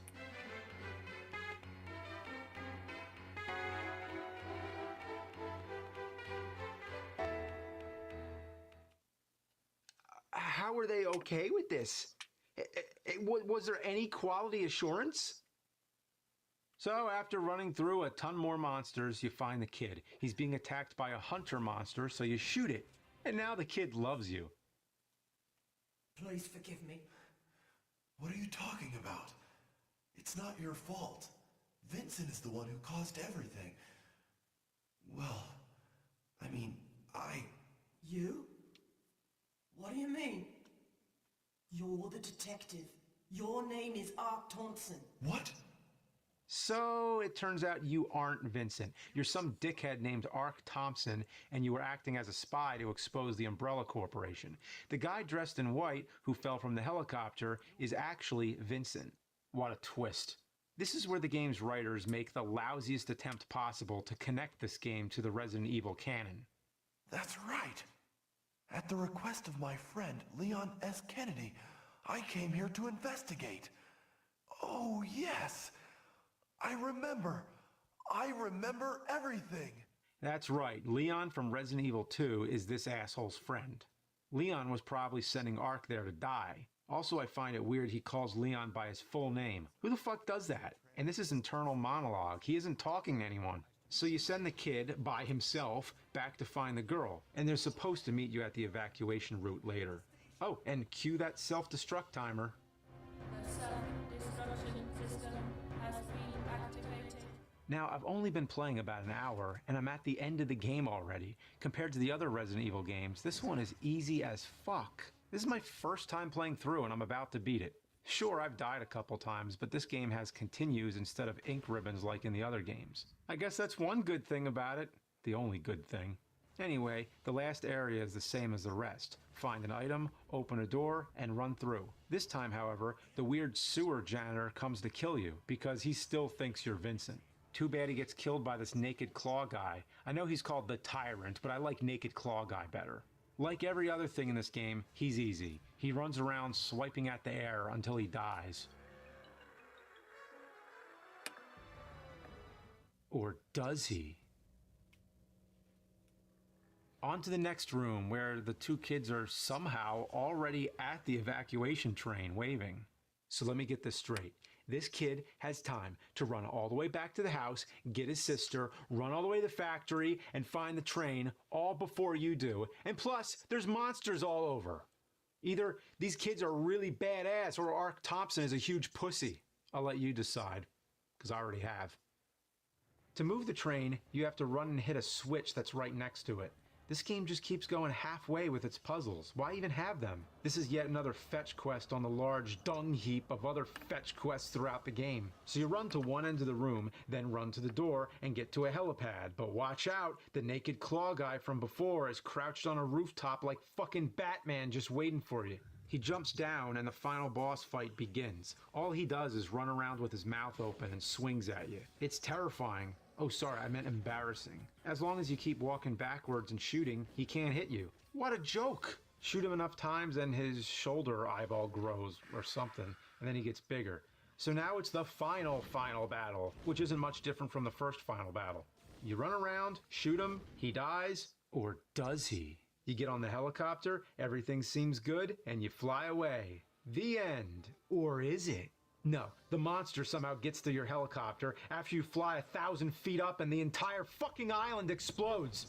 It makes no sense, but what happens next makes even less sense. So you shoot him with a missile and then shoot a missile into the other missile and now he's dead. The helicopter does the most awkward flyby and the game ends. Or does it? No, it does, for real this time. There's the credits. Oh, and to answer my question from earlier, according to the credits, there was no quality assurance. No game testers at all. And that means no one checked this game before it came out. What a surprise.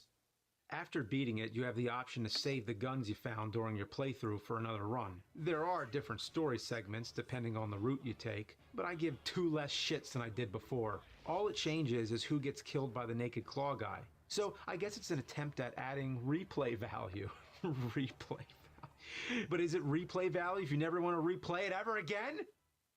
So if you have an hour and a half to spare and don't value your time on Earth at all, then you can run through it a second time. But me, I'd rather huff the anal exhaust from an elephant. The self-destruct sequence has been activated.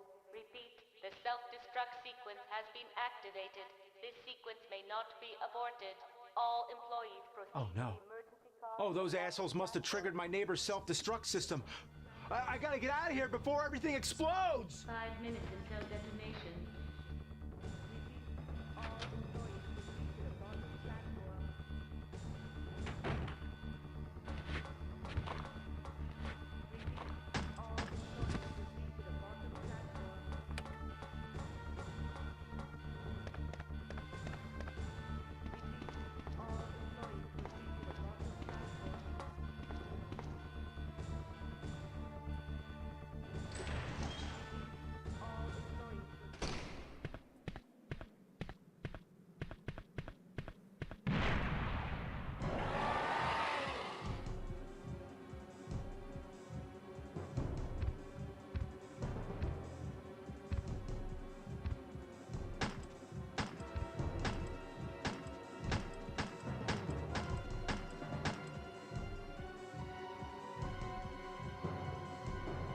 Hey, nerd!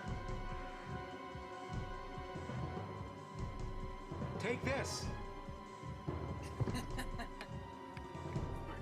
James.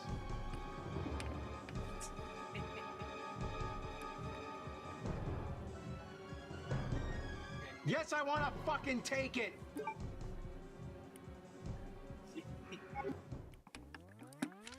Lights out, bitch!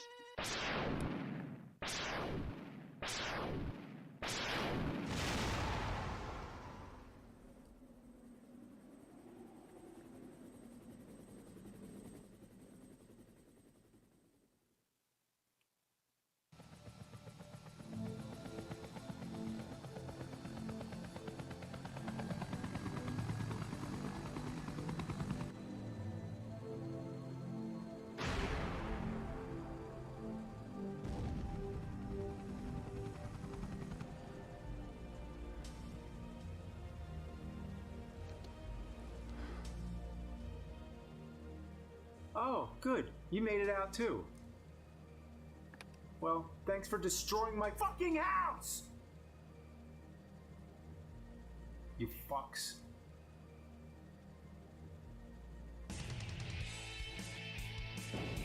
Chris Redfield.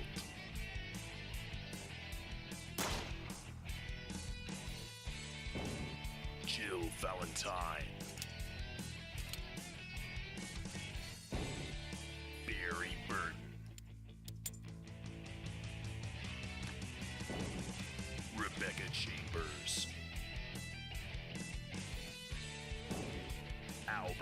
Master.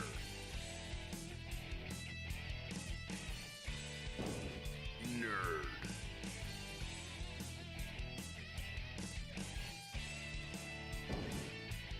The Angry Video Game Nerd.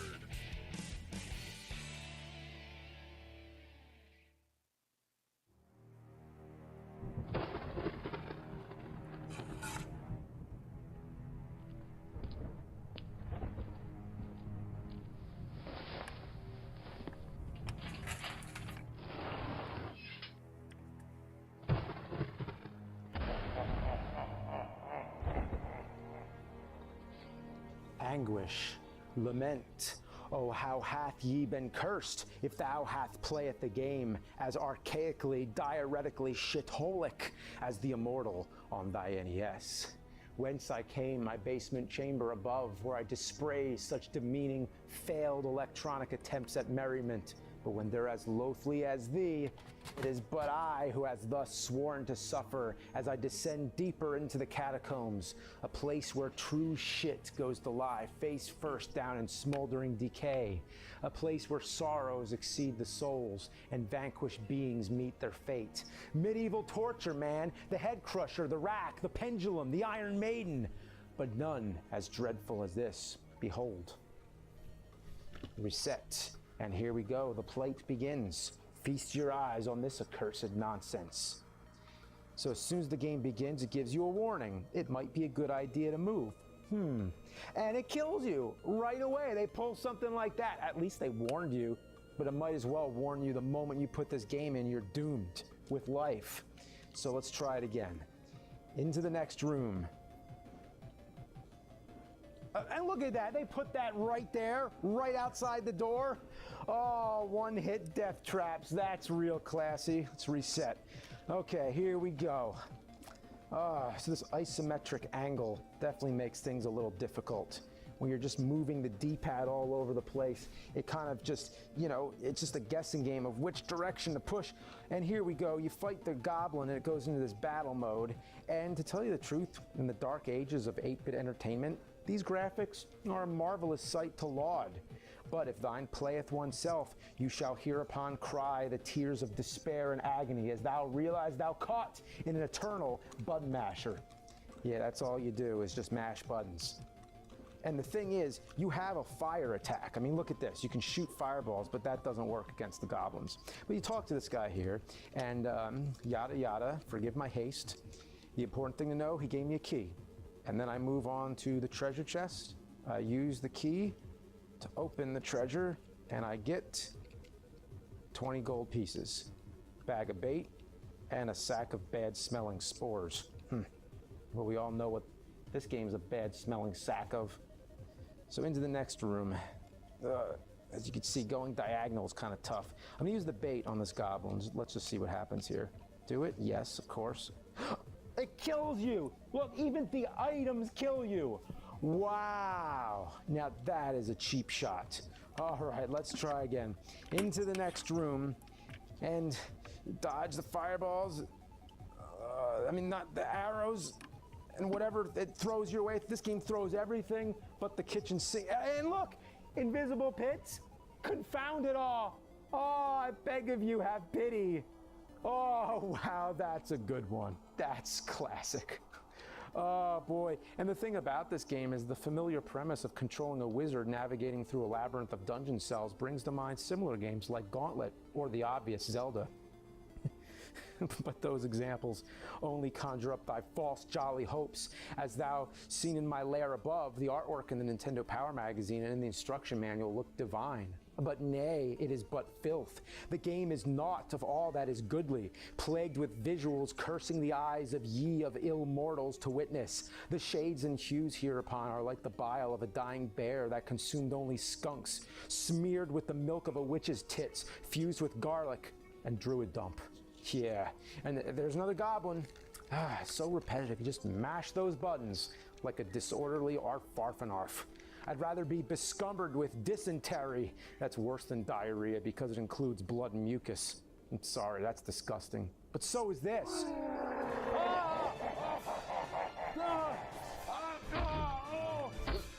Curse you, foul, abhorrent beast! Eureka, a key. Yonder I shall go as I proceed in my journey to further experience the tragedy of the immortal. Why must it be I, cursed by the gaming gods, to endure this vomitorium? Yeah, vomitorium, yeah, that's an interesting word. It means, or it was thought to have meant, a place where the ancient Romans would all vomit during feasts to make room for more food. But that's just a misconception. It actually means a large Colosseum passage that large crowds can exit through rapidly, such as large crowds of vomit particles rapidly exiting a mouth, gaping in misery over a foul, wretched video game. Anyway, the immortal. Let's go.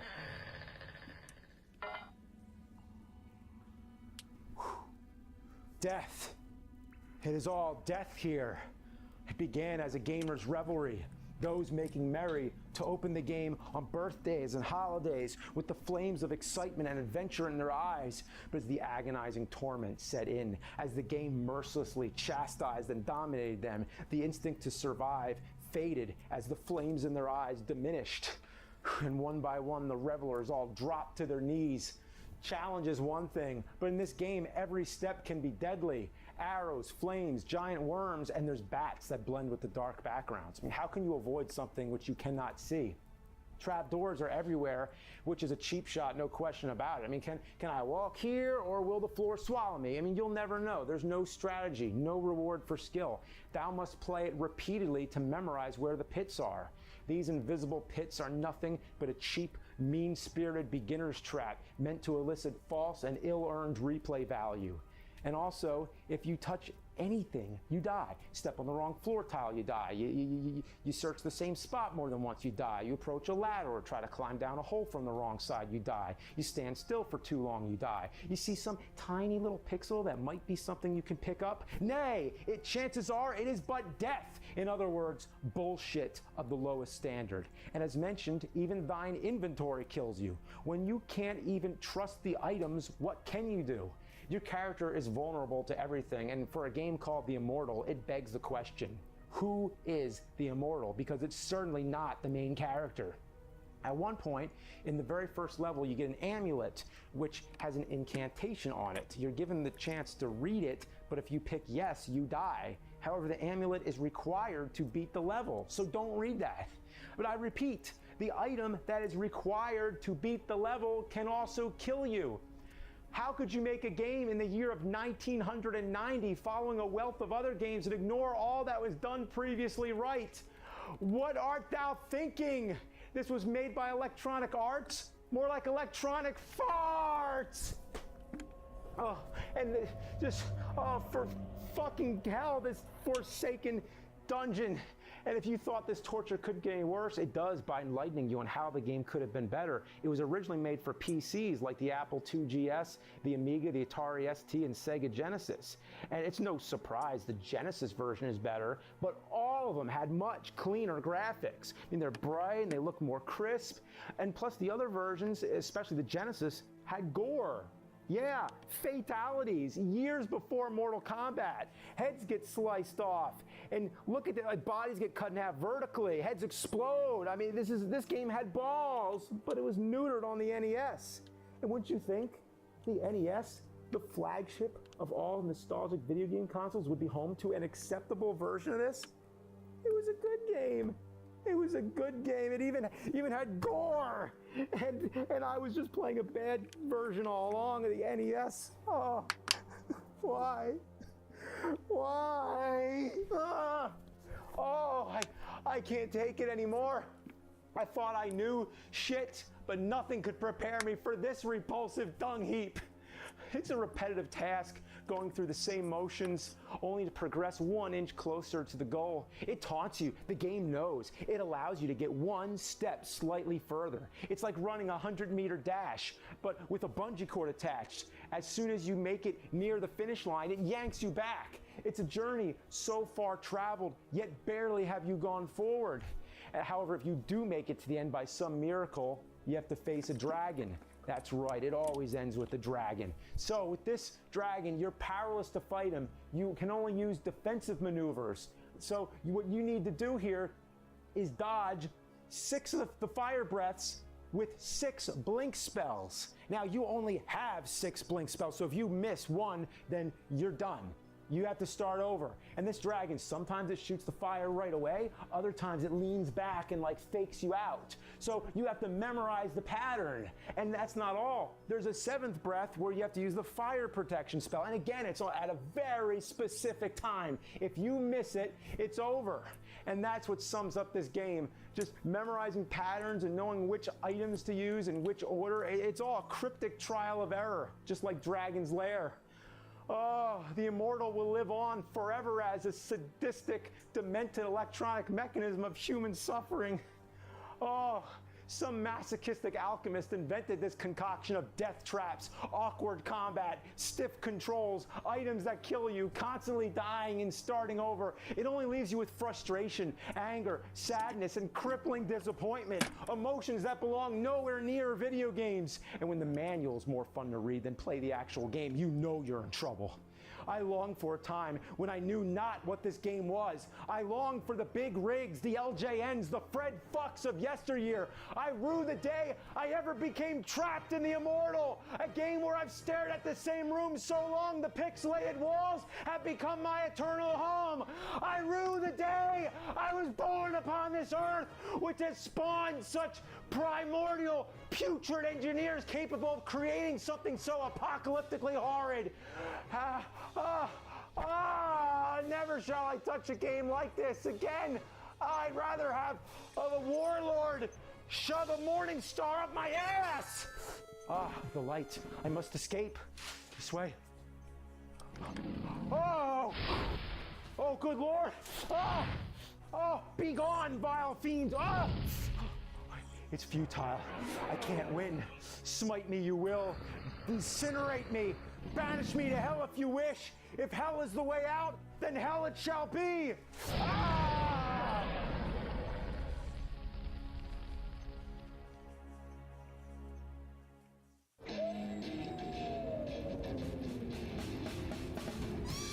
He's gonna take you back to the past to play the shitty games that suck ass. He'd rather have a buffalo take a diarrhea dump in his ear. He'd rather eat the rotten asshole of a roadkill skunk than down it with beer.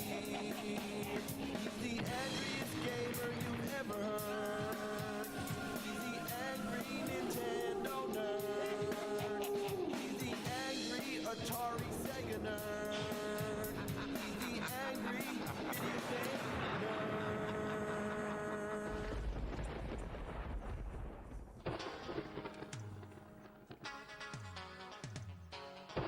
First of all, I just want to say happy Halloween. Sorry we can't have a big epic special this year. Hope you're all staying safe. I'm locked down in the nerd room, my bunker of ass and aardvark farts, about to play another game that's a steaming pile of shit, like the steam is the smell, visualized. So today we have Countdown Vampires. Countdown to me losing my shit! This game was shat out by Bandai to capitalize on the survival horror craze back on the original PlayStation. If you consider games like Resident Evil and Silent Hill to be the Street Fighter and Mortal Kombat of the horror world, well then Countdown Vampires is the Time Killers. Actually, that's kind of mean towards Time Killers. This is more like the Shadow War of Succession of horror games. Countdown Vampires is often considered to be a clone of Resident Evil. Yeah, if they cloned it from piss, shit, and vomit with barely any trace of usable DNA. I mean, this game is a motherfucking malformed mistake of a doppelganger that should be destroyed with fire. The game takes everything Resident Evil does right and fucks it up royally. This is a game people should have been fired for. Surprisingly though, they weren't. The developer, a company called K2, went on to relative success after making this. As a matter of fact, in May 2008, they became part of Capcom and even helped develop, get this, Resident Evil 5. Man, I didn't realize how accurate I was comparing this to Time Killers. It's almost an exact parallel. If you remember from the Mortal Kombat Rip-Offs episode, Incredible Technologies, the developer of Time Killers, got hired by Capcom to develop Street Fighter the movie, the game. Now, K2, a company that developed a shit Resident Evil rip-off, went on to actually work on Resident Evil. Once again, Capcom hired a company that made knockoffs of their games to work on the games they were knocking off. What were they thinking? So that's the whole story, but now let me actually play the game and show you why it sucks so— oh shit. I forgot. My PlayStation got self-destructed.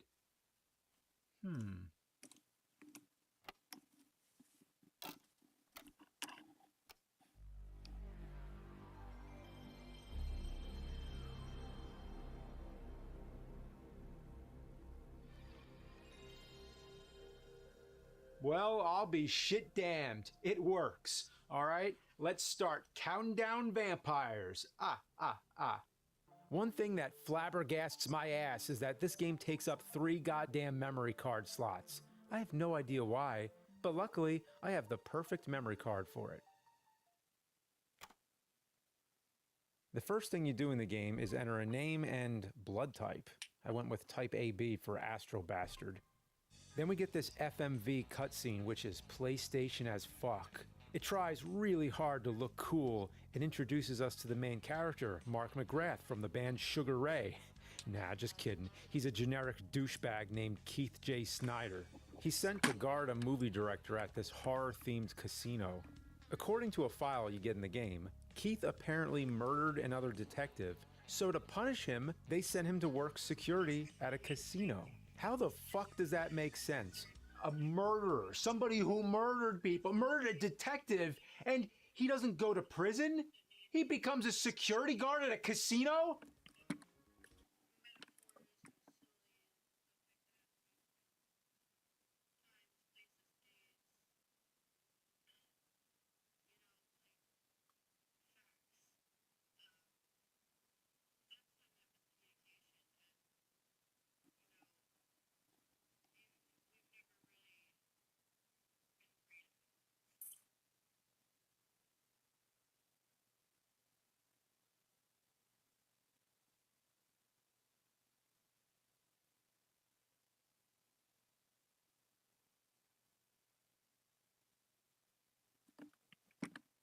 Wow!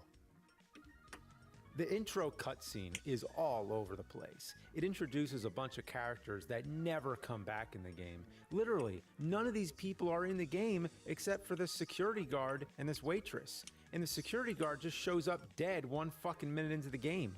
So pay no attention to this weird SWAT team guy, the movie director, the woman in the red dress, and this gray cat that they show for some reason. I like the cat though. After a montage of edgy late 90s shit, a couple strippers turn into vampires. It's kind of like From Dusk Till Dawn, but more like Dusk Till Diarrhea. All hell breaks loose and this one guy just falls trying to go up some stairs. It's pretty hilarious. Then one of the stripper vampires falls into a pool of jizz or something and turns back to normal. This whitewater turns them back to normal.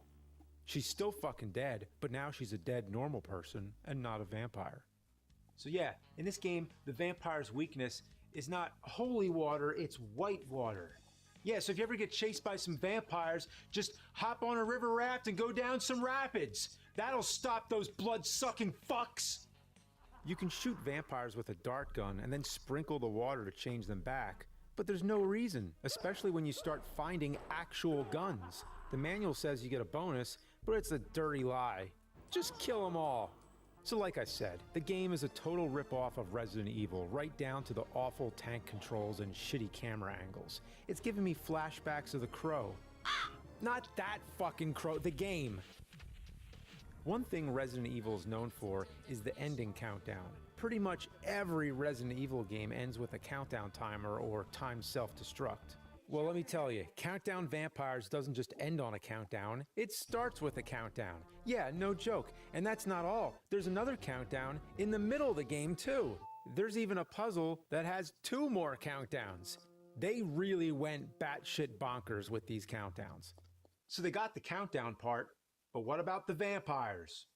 Well, it's got giant praying mantises, werewolves, lizard monsters, purple goo monsters that shoot bubbles, giant bugs that shoot bubbles, 3 witches, and giant batmen, not to be confused with Batman. The alleged vampires are really closer to zombies. They're also the most non-intimidating vampires possible. All they do is walk around like they're holding in a huge shit and try to punch you. Once in a while they'll bite, but most of the time they just try to uppercut you and make burping sounds. Technically they're vampires, but they're the worst vampires I've ever seen. So yeah, the game's got vampires.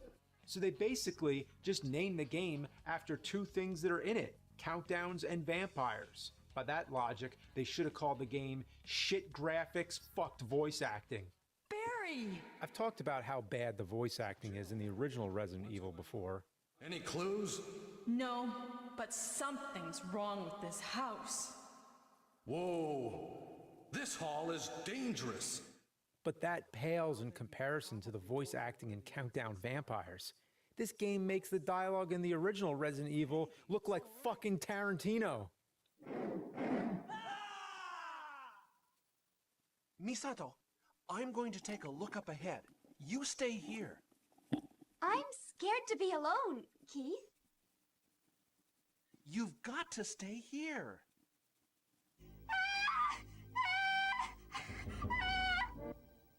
What's the matter? Hey, what's going on? Settle down. Hey, calm down.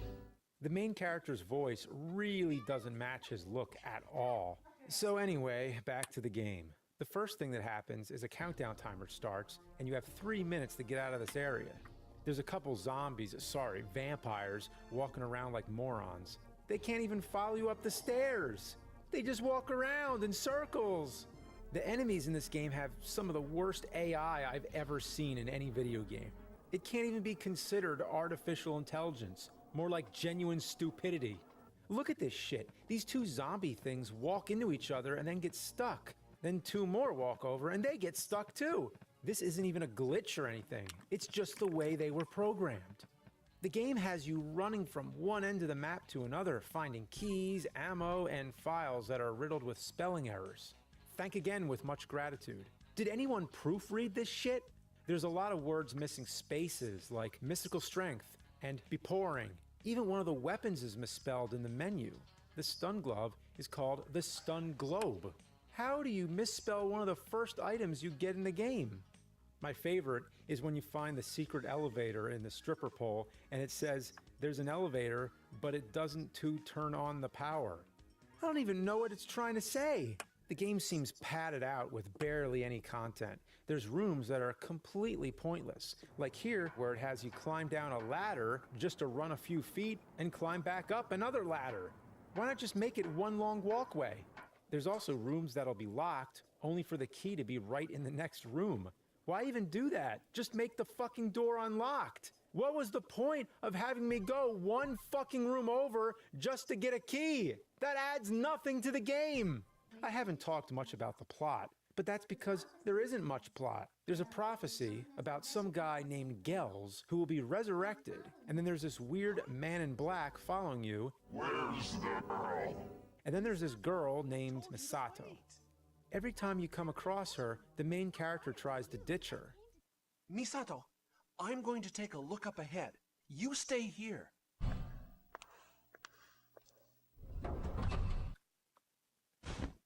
How's your ankle doing?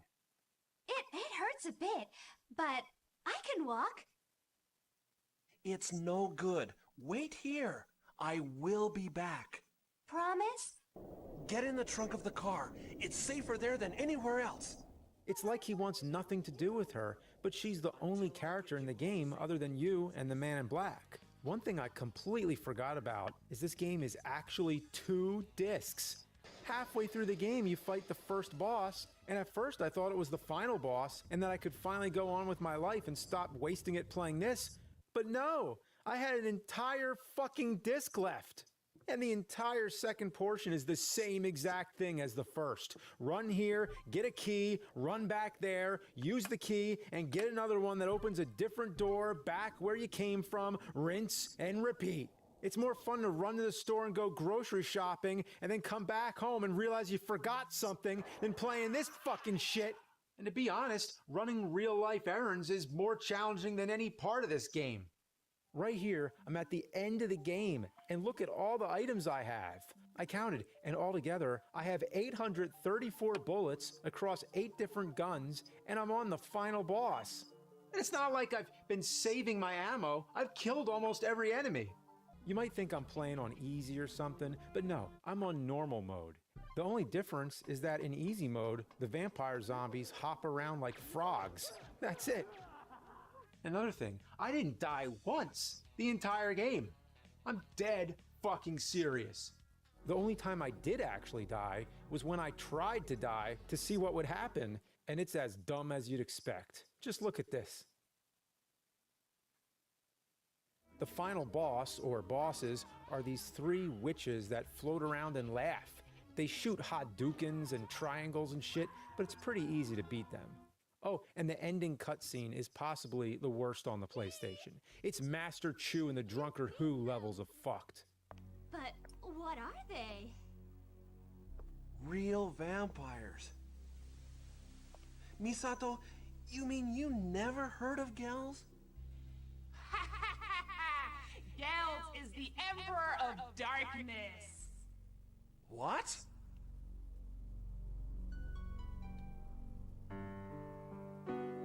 Keith, I'm just kidding.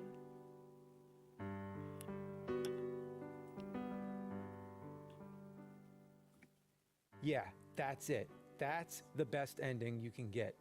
There's absolutely zero reason to play this game. It came out almost a full fucking year after Resident Evil 3 and 2 months before the PlayStation 2. If you thought this was an early release PlayStation game, I don't blame you. But no, this came out in the year 2000. This was like a fart coming from the decayed corpse colon of the original PlayStation. Looks like if ass could make a video game. One more thing I want to mention, there's a second story mode you can unlock if you beat the game in under 8 hours. Unfortunately, I was too slow and wasted 9 hours and 37 minutes of my life on this festering fuck heap.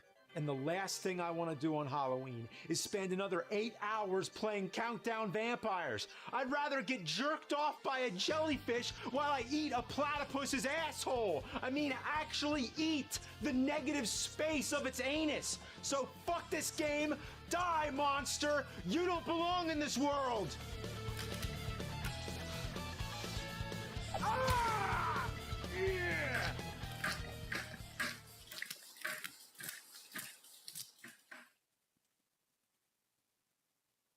You like to play shitty games? No.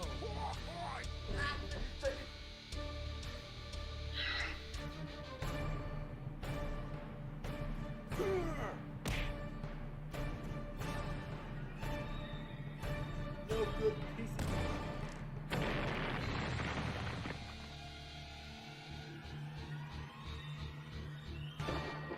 How about that?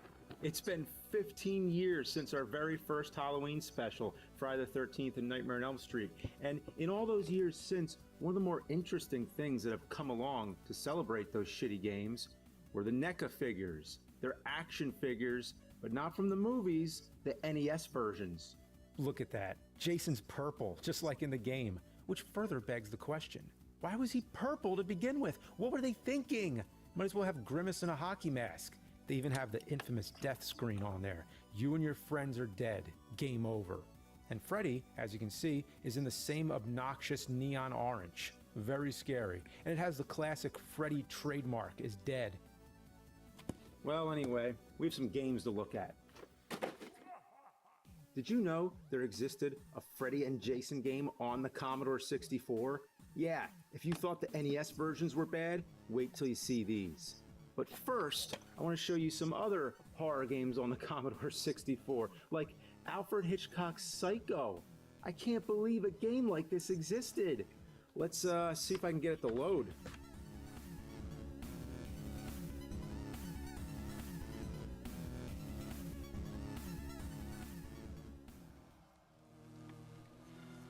waited all these years, locked in this hellhole with your stupid ass. That nerd, he had forgotten about our shitty games. And being forgotten is a bitch. But now, when he remembers the fear, that will give us power. That's our ticket back to the real world. And we'll make that nerd you and the game, and the only way to beat it is to beat it with your mind and your reflexes, and that to me is what Castlevania is all about. And once you've beaten the game in the wee hours of the morning and watched the castle crumble, you reflect on all that time you just spent.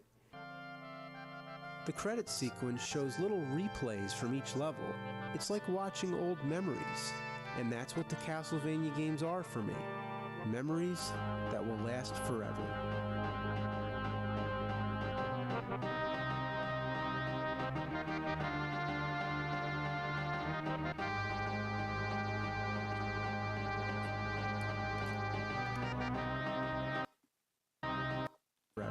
What the Castlevania games are for me.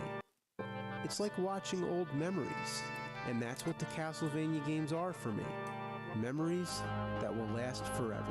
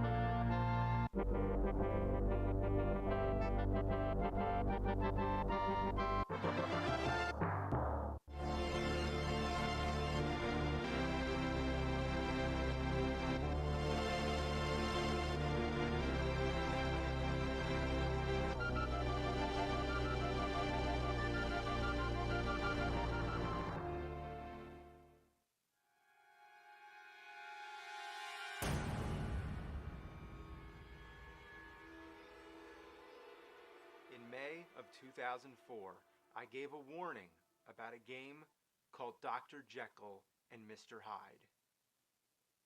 I made it perfectly clear. Do not play this game. But from what I understand, people have played it. They didn't listen. But it wasn't their fault. I only showed about 1 minute of footage from the game, and even though I talked about it at great length, it didn't do any good.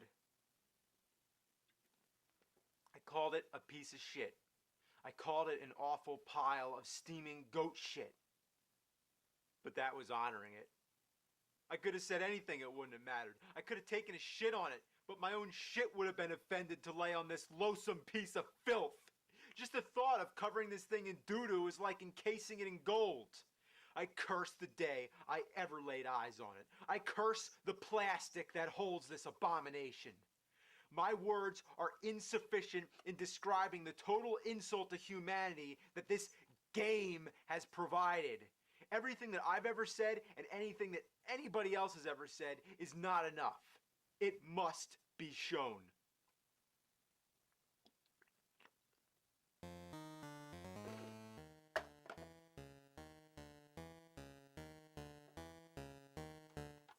What's up with the guy on the cover anyway? He looks more like Two-Face. You know, I wonder where this guy is today. Did he even realize the magnitude of what he's taken part in? He's the one who made me want to play this game. He meets your eyes with this hypnotic gaze, luring you in, thinking that you're going to play something cool. But really, you've just been fooled, like biting into chocolate-covered shit.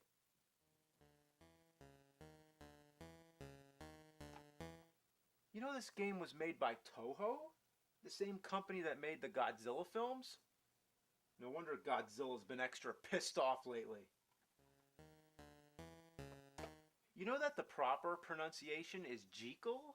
That's what the author of the novel insisted, Robert Louis Stevenson, but only the first sound movie got it right, which was the one starring Frederick March. And every movie since then said Jekyll, and nowadays that's kind of...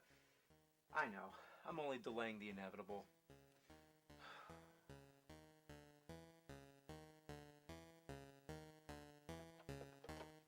You know, puppy dogs in France in 1951 had a All right.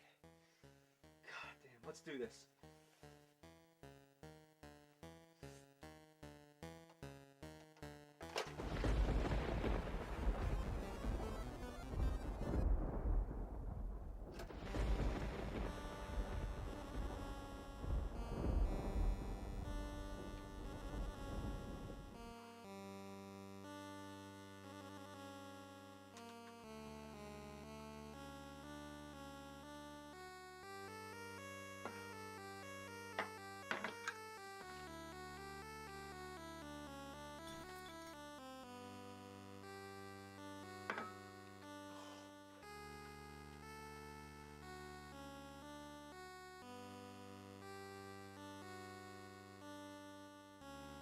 Wait a minute. That music. Okay, you ever play Rygar? You know, that action-adventure game? Well, listen to this. Sounds familiar, right? Yeah. Alright, let's play some Jekyll and Hyde. Oh, God.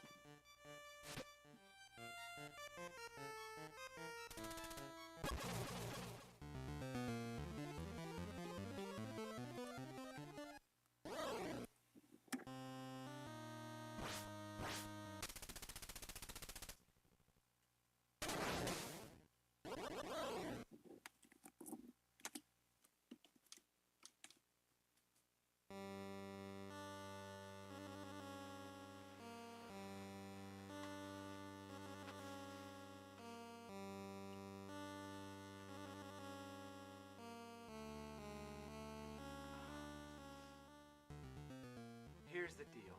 If you die as Jekyll, you turn into Hyde. Die as Hyde, the game's over. There's two ways to die as Hyde. Number one, the traditional way, getting hit too many times. Number two, getting as far as Jekyll. Yeah, you know whenever lightning strikes and you drop dead in your tracks for no apparent reason? Well, that's the reason. You got too far. You see, when you're playing as Hyde, you're actually playing the same stage that you played as Jekyll, but in reverse. So, if you reach the same spot where you died as Jekyll, as Hyde, then you die as Hyde. Wrap your head around that. The whole idea is to turn back into Jekyll. You do this by killing certain creatures which relieve your stress meter. Get the meter back down, and you go back to being Jekyll. This is no town like in a Zelda game. These people don't want to talk to you, oh no. They simply want you dead. For what reason, I cannot imagine. Your only weapon is a cane, but it does nothing. When I first played this, I thought I was doing something wrong. I mean, there's got to be some explanation, right? But no, there is none. The cane has no purpose whatsoever. Why would you put a weapon in a game that you can't even use?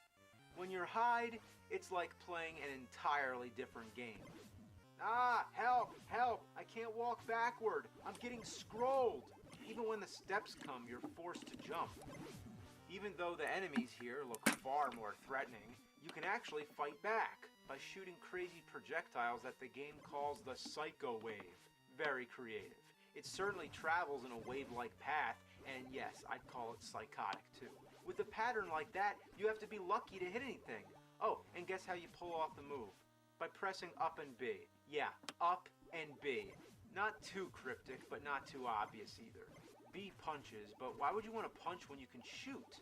It's not like you can run out of ammunition either, so the punch is worthless. The irony here is that when you're Jekyll, it's unplayable, but when you're Hyde, it actually starts to feel kinda like a fucking game. But you're not supposed to let yourself become Hyde, as if bad is more fun than being good. That's the idea, right? Jekyll's good, Hyde is bad. So why do the townspeople hate Jekyll? Should it be Hyde they're fighting against? When you're Hyde, you're just defending yourself from evil monsters. You should be going around the town, beating people up, walking into bars, starting fights, getting drunk, raping women, and causing a ruckus. That's Mr. Hyde. No, instead, you're shooting fireballs at ghosts, demonic babies, and brains with legs. Now, I'm sure the same thing is on everybody's mind. Does any of that shit that happens in the game happen in the book? Well, I have read the book, and no, it doesn't. Although I can say the game is very true to the original title of the book, The Strange Case of Dr. Jekyll and Mr. Hyde, because this game is certainly a very strange case indeed. Supposedly the Japanese version has more levels, while the US version replaced them with some of the same levels repeated. So I guess the Japanese version is better? Kind of like eating a skunk versus eating a skunk with a little salt on it. All you do is walk to the right. Don't stop for anything. It's not like you can attack anyway. Just keep walking and walking and walking and occasionally jumping or waiting for a spider to move. I'm actually out of breath from looking at this. Why do you walk so slow? You know what? It's not that you walk slow. You walk normal, like a real-life human being. But everybody else comes flying at you with all piss and vinegar. What did the good doctor do to make everybody so upset? I could see the townspeople sitting at the local pub talking about him all day. Yeah, I see Jekyll. You see him? See him walking. He just keeps fucking walking. I don't like him. He's an asshole. He wears his underwear backwards. He has eyeballs for testicles. Well, according to the manual, Jekyll's on his way to his wedding, and the kid with the slingshot named Billy Pones has a crush on Dr. Jekyll's fiancée. Wow, I'm impressed. I didn't think there'd be a reason. But it doesn't explain all this other shit. Who's this jackass with the bomb? Don't you just hate it when you're walking down the street minding your own business and somebody puts a fucking bomb in front of you? This is the worst part of the game. If you get hit by the bomb, it takes half your life, and sometimes all of it. And the range of these bomb blasts is truly remarkable. You could be a mile away and it still hits you. And each level has about 1,000 of them. Why can't the bomb kill anyone else? Is the rest of the town immune to bomb explosions? Even the spiders don't die. Oh, these bees, go away! What happened? I killed a bee? I killed something! The only thing you can kill in the whole game, and it's a little tiny stupid fucking bee! There's a gravedigger throwing dirt in your face, there's a hunter shooting ducks out of the sky that conveniently drop on your head, and there's a singing lady who hurts you with her musical notes. Honestly, that's the explanation that they use in the manual. Her singing is so bad, it hurts you. Not at all like the music we hear the whole fucking game. I'm getting pwned by Billy Pones. I'm getting charged by women in pink dresses. I'm getting mutilated by rabid dogs and pissed off cats. Watch out for the bird shit. What? It's definitely shit in a Nintendo game. And are the birds shitting dog turds? Yeah, look at it. They shit half their own size. That's not right. Birds shit little white splatter pellets, not big brown coiled up poop mounds. And they never stop. Jeez. Wouldn't this be a good reason to call off the wedding? I mean, he has had quite a day. Wonder how the bride's been doing. She's probably worried about, I don't know, her dress or the color of the fucking flowers or some shit. Next thing, the groom shows up covered in bomb ashes and bird shit. Sorry, honey, I'm late. I had quite a day. All living creatures in the whole fucking town tried to kill me, that's all. What makes him think the church is gonna be any better? Is the priest gonna throw candles at him? Is Jesus gonna climb off the fucking cross and start hitting him with it? Is that statue taking a piss? It's taking a piss. Oh great, now there's birds shitting into the piss fountain. This is perfect. Look at this picture. This sums up the whole game. When Robert Louis Stevenson wrote his story about a doctor who makes a potion that exposes his inner evil, he didn't realize that the potion would become a reality, not in the form of chemistry, but through a late 20th century interactive electronic apparatus. Awful music, dreadful graphics, unspeakable gameplay, deceptive enemies, unavoidable hazards, useless weaponry, all mixed together and calculated just right. That is a horrible concoction. Fuck! Fuck! Fuck! Fuck! Fuck!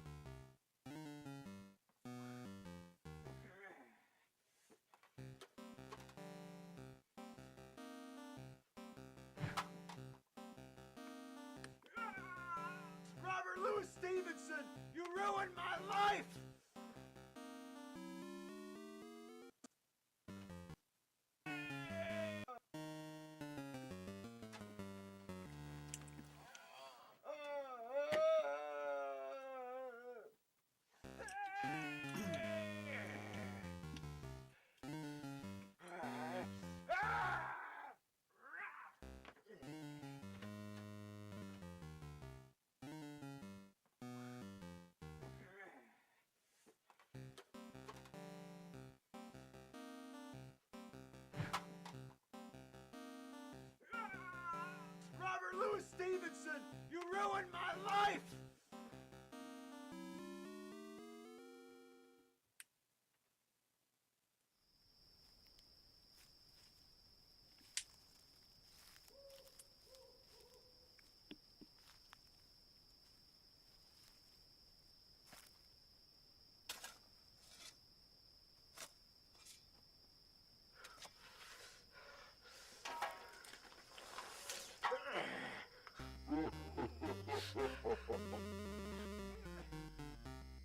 Fuck you.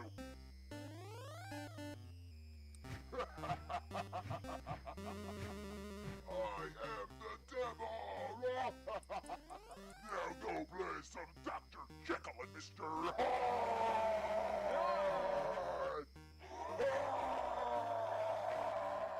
No.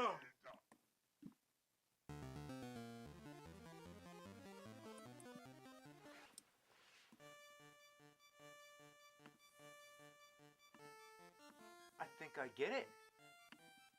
Why, it's the best game ever made. It's more than a game. It exposes the dual nature of the human spirit. The only way to win the game is to be Jekyll, but you want to be Hyde so you can shoot shit. You see, it's a constant battle between good and evil, and Jekyll must stay farther along his path than Hyde. If Hyde gains the lead, then evil will triumph over good, and that's the true conflict of the human soul. And to deny the evil completely would only force it into the subconscious mind, like a city broken into different social classes. People don't want to step outside their own boundaries, like Jekyll wandering into the wrong section of town. He's unwelcome.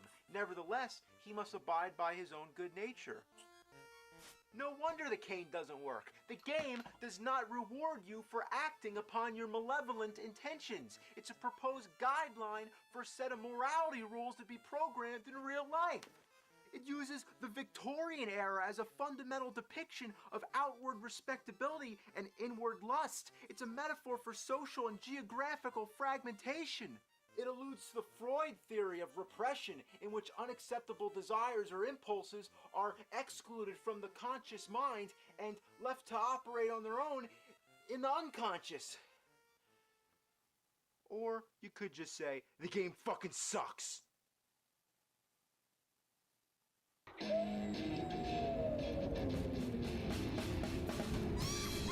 gonna take you back to the past to play the shitty games that suck ass. He'd rather have a buffalo take a diarrhea dump in his ear. He'd rather eat the rotten asshole of a roadkill skunk than down it with beer.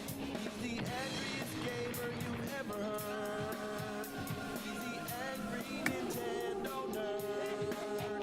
He's the angry Atari Sega nerd.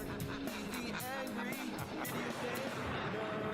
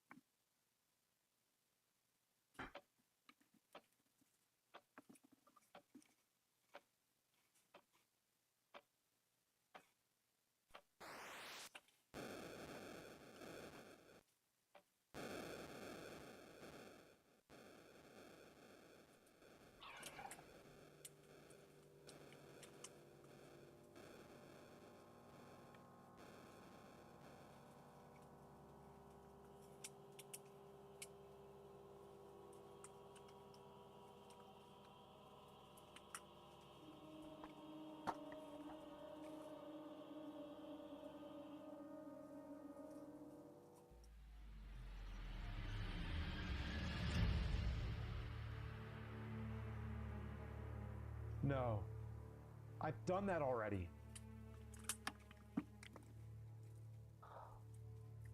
It was almost 20 years ago when I described it as an awful steaming pile of goat shit. And then years later, I said my own shit would be offended to lay on this loathsome piece of filth.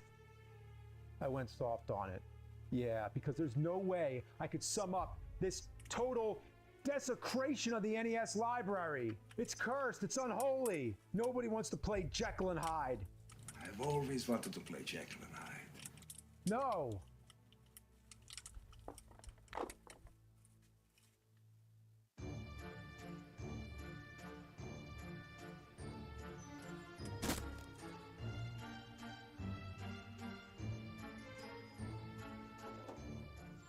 That last review was pretty detailed. I think I told you just about everything you'd want to know, but I didn't actually make it to the end of the game. I mean, how could I? It'd be impossible. I never beat the game, but I'm the nerd. This vocation gives meaning to people's lives, and I can't cut it anymore. I'm unfit. I've lost my faith in the NES library.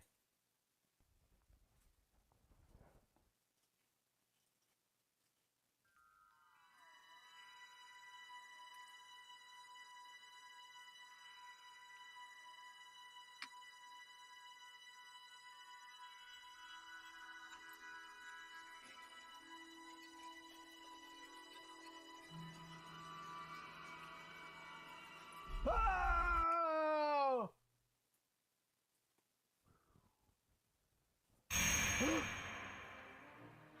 You're gonna die up there. The fuck? What an excellent day to play some Jekyll and Hyde. Oh, you'd like that. Intensely. How many more years do I have to play this? Until you rot and lie stinking in the earth.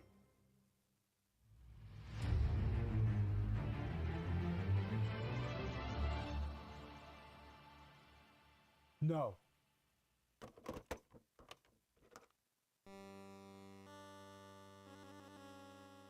Let's finish this now. There's not going to be any more Jekyll and Hyde videos. This is it.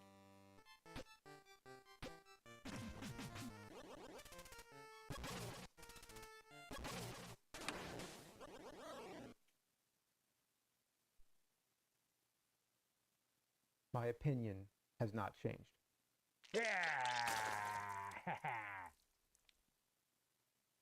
I told you mostly everything, but for a recap, you play as Jekyll on his way to his wedding. That's all he's trying to do, but for whatever reason, every person, animal, and insect is trying to kill him.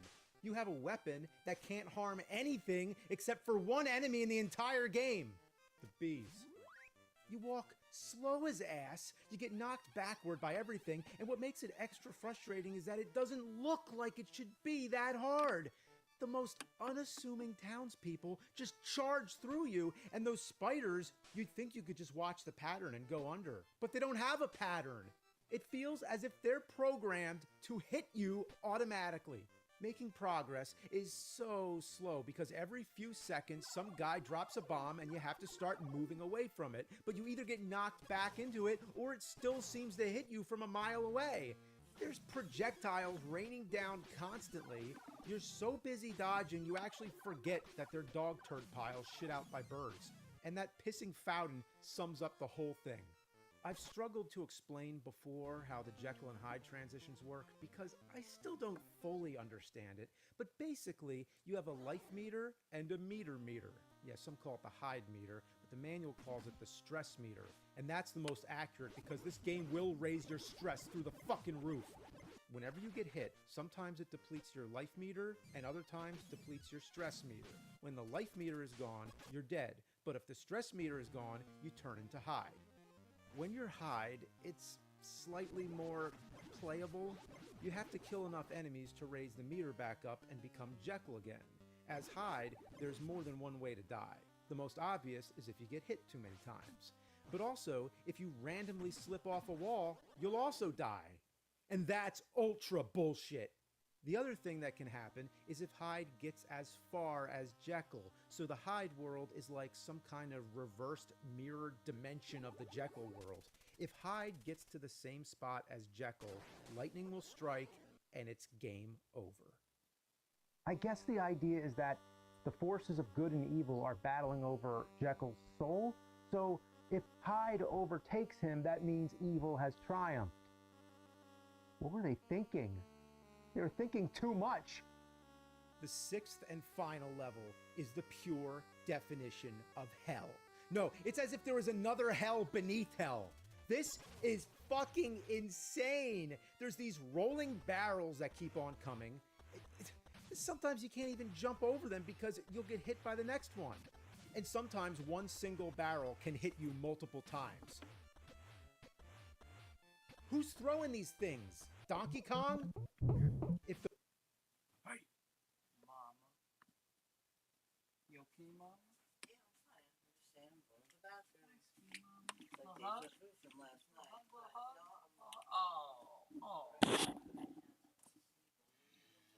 barrels weren't enough, you also have the Mad Bomber to deal with. And don't you think it would have been reasonable to not have the barrels and bombs on the screen at the same time? How is anybody supposed to get through this? The Mad Bomber respawns infinitely, which is one of the worst offenses in retro gaming.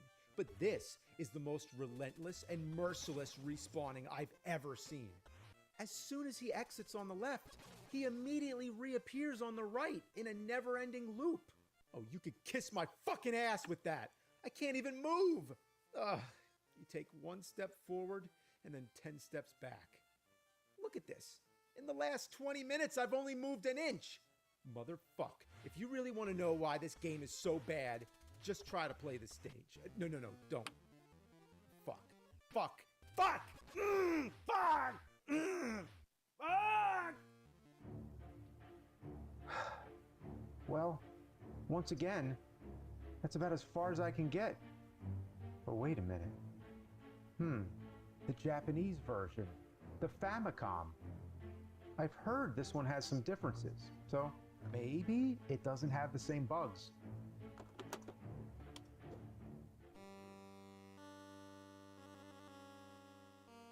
Oh my god. Level 1 is completely different. I've heard of the different levels, but now that I'm actually playing it, I can say it's way harder, if you can believe it. There's people in windows throwing everything they got, and it's like navigating through a fucking shitstorm. Level 3 is also different. Once again, it's people throwing shit out windows, but you also have the simultaneous bombs and barrels, plus slingshots. I didn't know such a thing was possible. Could it be that these two levels were too shitty for America? That's saying a lot. But anyway, they didn't just cut two levels. What they did here, they changed the order. They took to... Let me give you some visual aid. Okay, so here's the Famicom, levels 1 through 6. And here's the NES, levels 1 through 6. Okay, so level 1 of the NES version is level 4 of the Famicom version, which is also level 3 of the NES version. Level 2 of the NES version is level 5 of the Famicom, which is also level 5 of the NES version. And then level 4 of the NES version is level 2 of the Famicom. And level 6 is the same. Yeah, so if you ever thought the NES version was repetitive, that's because there's 2 levels you play twice. Other things you'll see in the Famicom version that you don't see in the NES is mermaids. Yeah, mermaids. The spiders seem to be even more hell-bent to kill you. Like I said, there's no pattern. Your best bet is to just keep walking and hope to get lucky. Look at this shit. The singing lady is also programmed in the most heartless and inhumane way. If you have enough coins, you can pay her off. But regardless, she's hard to even get near. Her musical notes keep knocking you back. And even after you've made it to the other side, they still keep knocking you back. Don't you think, by all logic, once I'm on the right side, it should start knocking me to the right? I even turned around to see if it would matter. But no, it still knocks me to the left. It knows. It's deliberate. Some asshole actually programmed it to be as inconvenient as possible. And the final level, all you need to see is this. The screen from hell.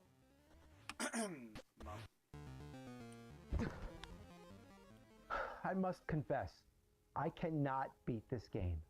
But I don't want to grow old and have regrets. I'm not coming back in 10 years with Dr. Jekyll and Mr. Hyde revisited. No, this has got to get done right here, right now. But I need help. But who? There's no experts. Old shitty game design like this is so out of date that even the most modern gaming technicians cannot dissect or even understand how it was made. This type of thing's been discarded these days, except by the most ill-fated shit seekers who keep it in the turd locker as sort of an embarrassment. Wait, what was that I said about growing old? Well, with age comes experience, and this requires experience. I know what to do. It meets the conditions.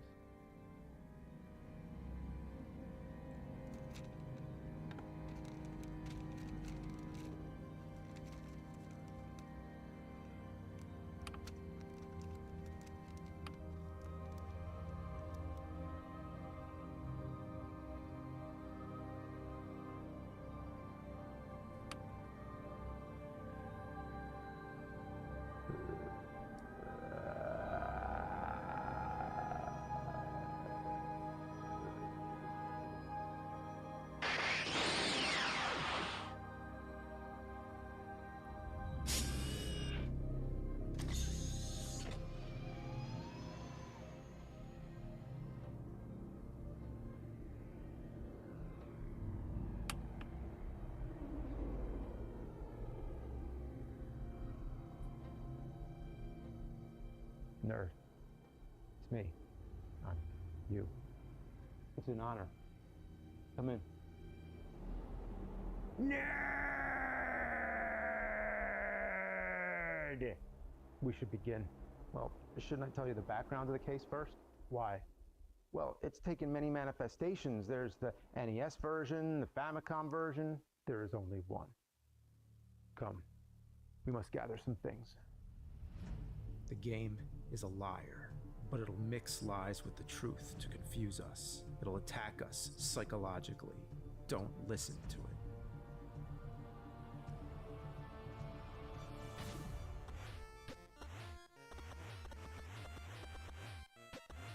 You must use the doors to hide in.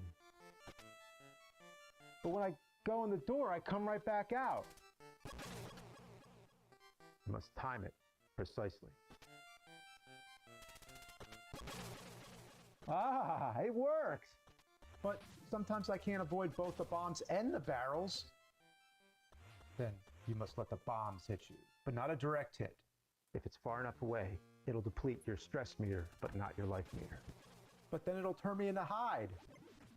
But when you come back as Jekyll, all your life will be refilled. No shit. Never try to pass the bomb in. Always walk to the left. Move the screen to the right only when you have the chance. But that takes forever. When you become as patient and as saintly as me, you'll understand. Oh. Are you there? Man, I get it now. You just gotta keep slowly pushing that screen to the right, just like inching out a turd. Precisely. You got this. Now, I'll perform the ritual. In the name of Nintendo and the seal of quality and all that is good, I cast this unclean game out. Whoa, whoa, whoa, what's happening to the bomb? It's stuck under the screen. Oh, this game's definitely possessed. Be gone, foul game. Deliver us from this accursed abomination. Your mother sucks cartridges in hell. I denounce you, fallen tyrant of unholy game design. I sanction the plastic and circuit board back from the clutches of the vile demonic designer that disguised its evil within. Strike terror to the beast, laying waste to this cartridge. Redeem this game, so it may never be held captive by this unholy shit spirit. You'll never beat me.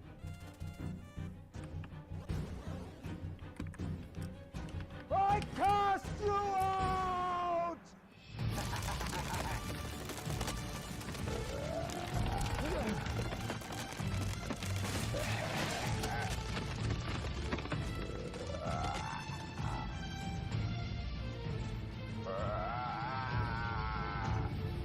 You can't win. Like fuck I can't!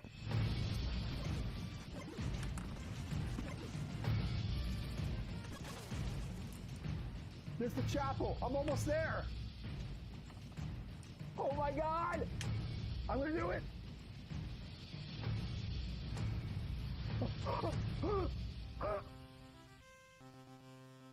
I did it!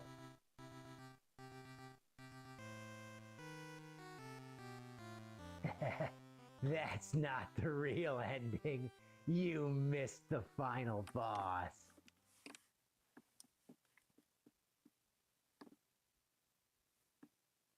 It's true. There's a different path.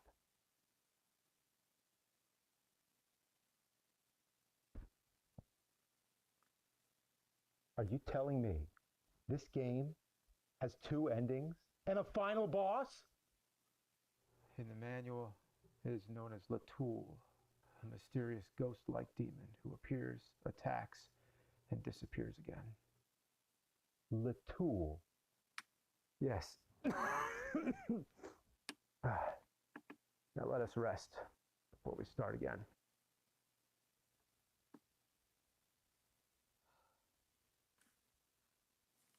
How did they do it? Why did they make a game so bad? What's the point? I think the point of this game is to make us despair, to make us see ourselves as animal and ugly, to make us reject the possibility that God may love us.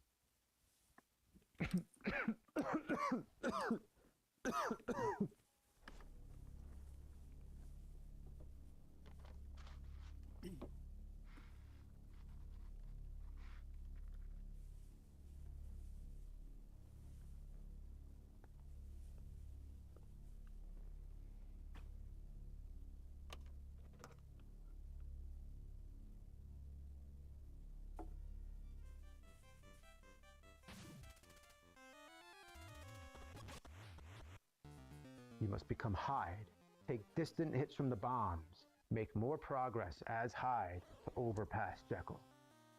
Excuse me, I thought Hyde reaching the same spot as Jekyll was bad. You're gonna endanger us. Not necessarily. There's actually a very small chance we'll survive. By taking the rooftops as Hyde, you can bypass Jekyll, thus evading the lightning blasts. No shit, so I gotta beat the game as Hyde? Exactly. You got this. Almighty Nintendo, who created this library of games and who gave third-party powers to those who have tarnished it, give us pity, pardon our sins, and give us the strength to conquer this infernal game.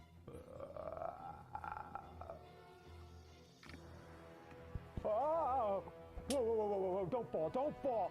Be gone, hostile being. You are guilty for those you have tortured. Guilty for the souls of the entire human race! Damn me. Oh, it's the final boss. I never thought I'd see this. It's the final boss of Jekyll and Hyde. In the name of Nintendo, it is they who command. They who will judge and compel you.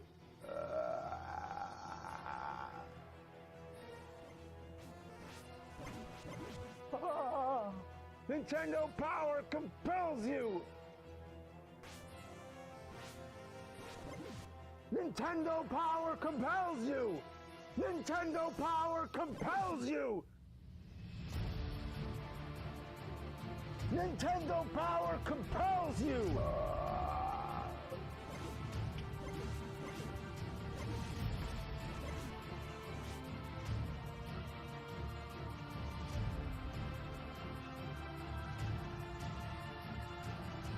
Nintendo power compels you! Nintendo power compels you!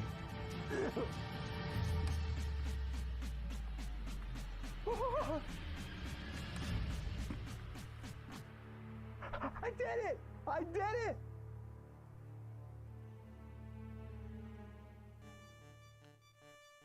Oh. Oh no, no. I still have to play as Jekyll?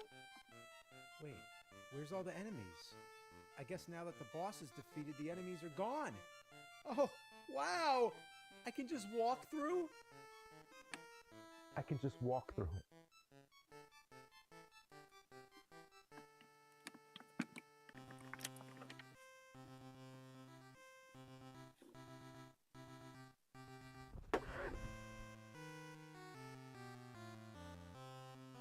This is it. The true ending of Jekyll and Hyde. There's the bride. You actually see her. And she walks just as slow as him. Boy, these two are made for each other. You know, I've never been more happy to see two video game characters get married. You know, good for him. Thank God he made it through all that. Sure, he showed up covered in bomb ashes and bird shit, but he made it. He's not gonna end up in the fucking doghouse again. He did it. And fuck all those townspeople who tried to stop him. Fuck them and fuck this game too. I did it. I beat Jekyll and Hyde. Yeah.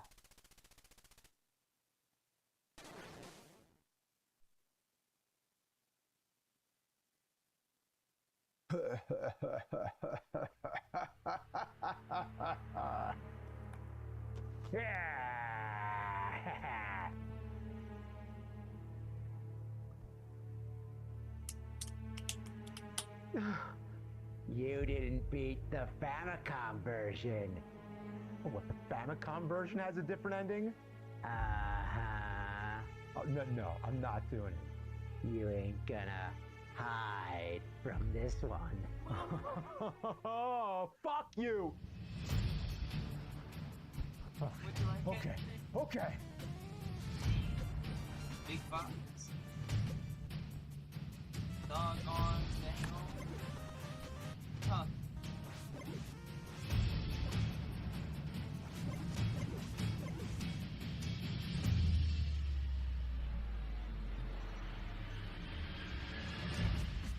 Yeah, I beat it. Now where's the difference? Where's the difference? Show me! Where's the difference? Did you put the burgers away? It all looks the same. Where is it? Where?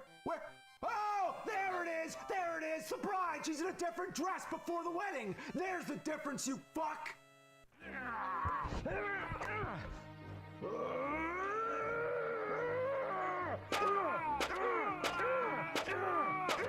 Take me! Leave that Nintendo cartridge alone! Take me! Take me!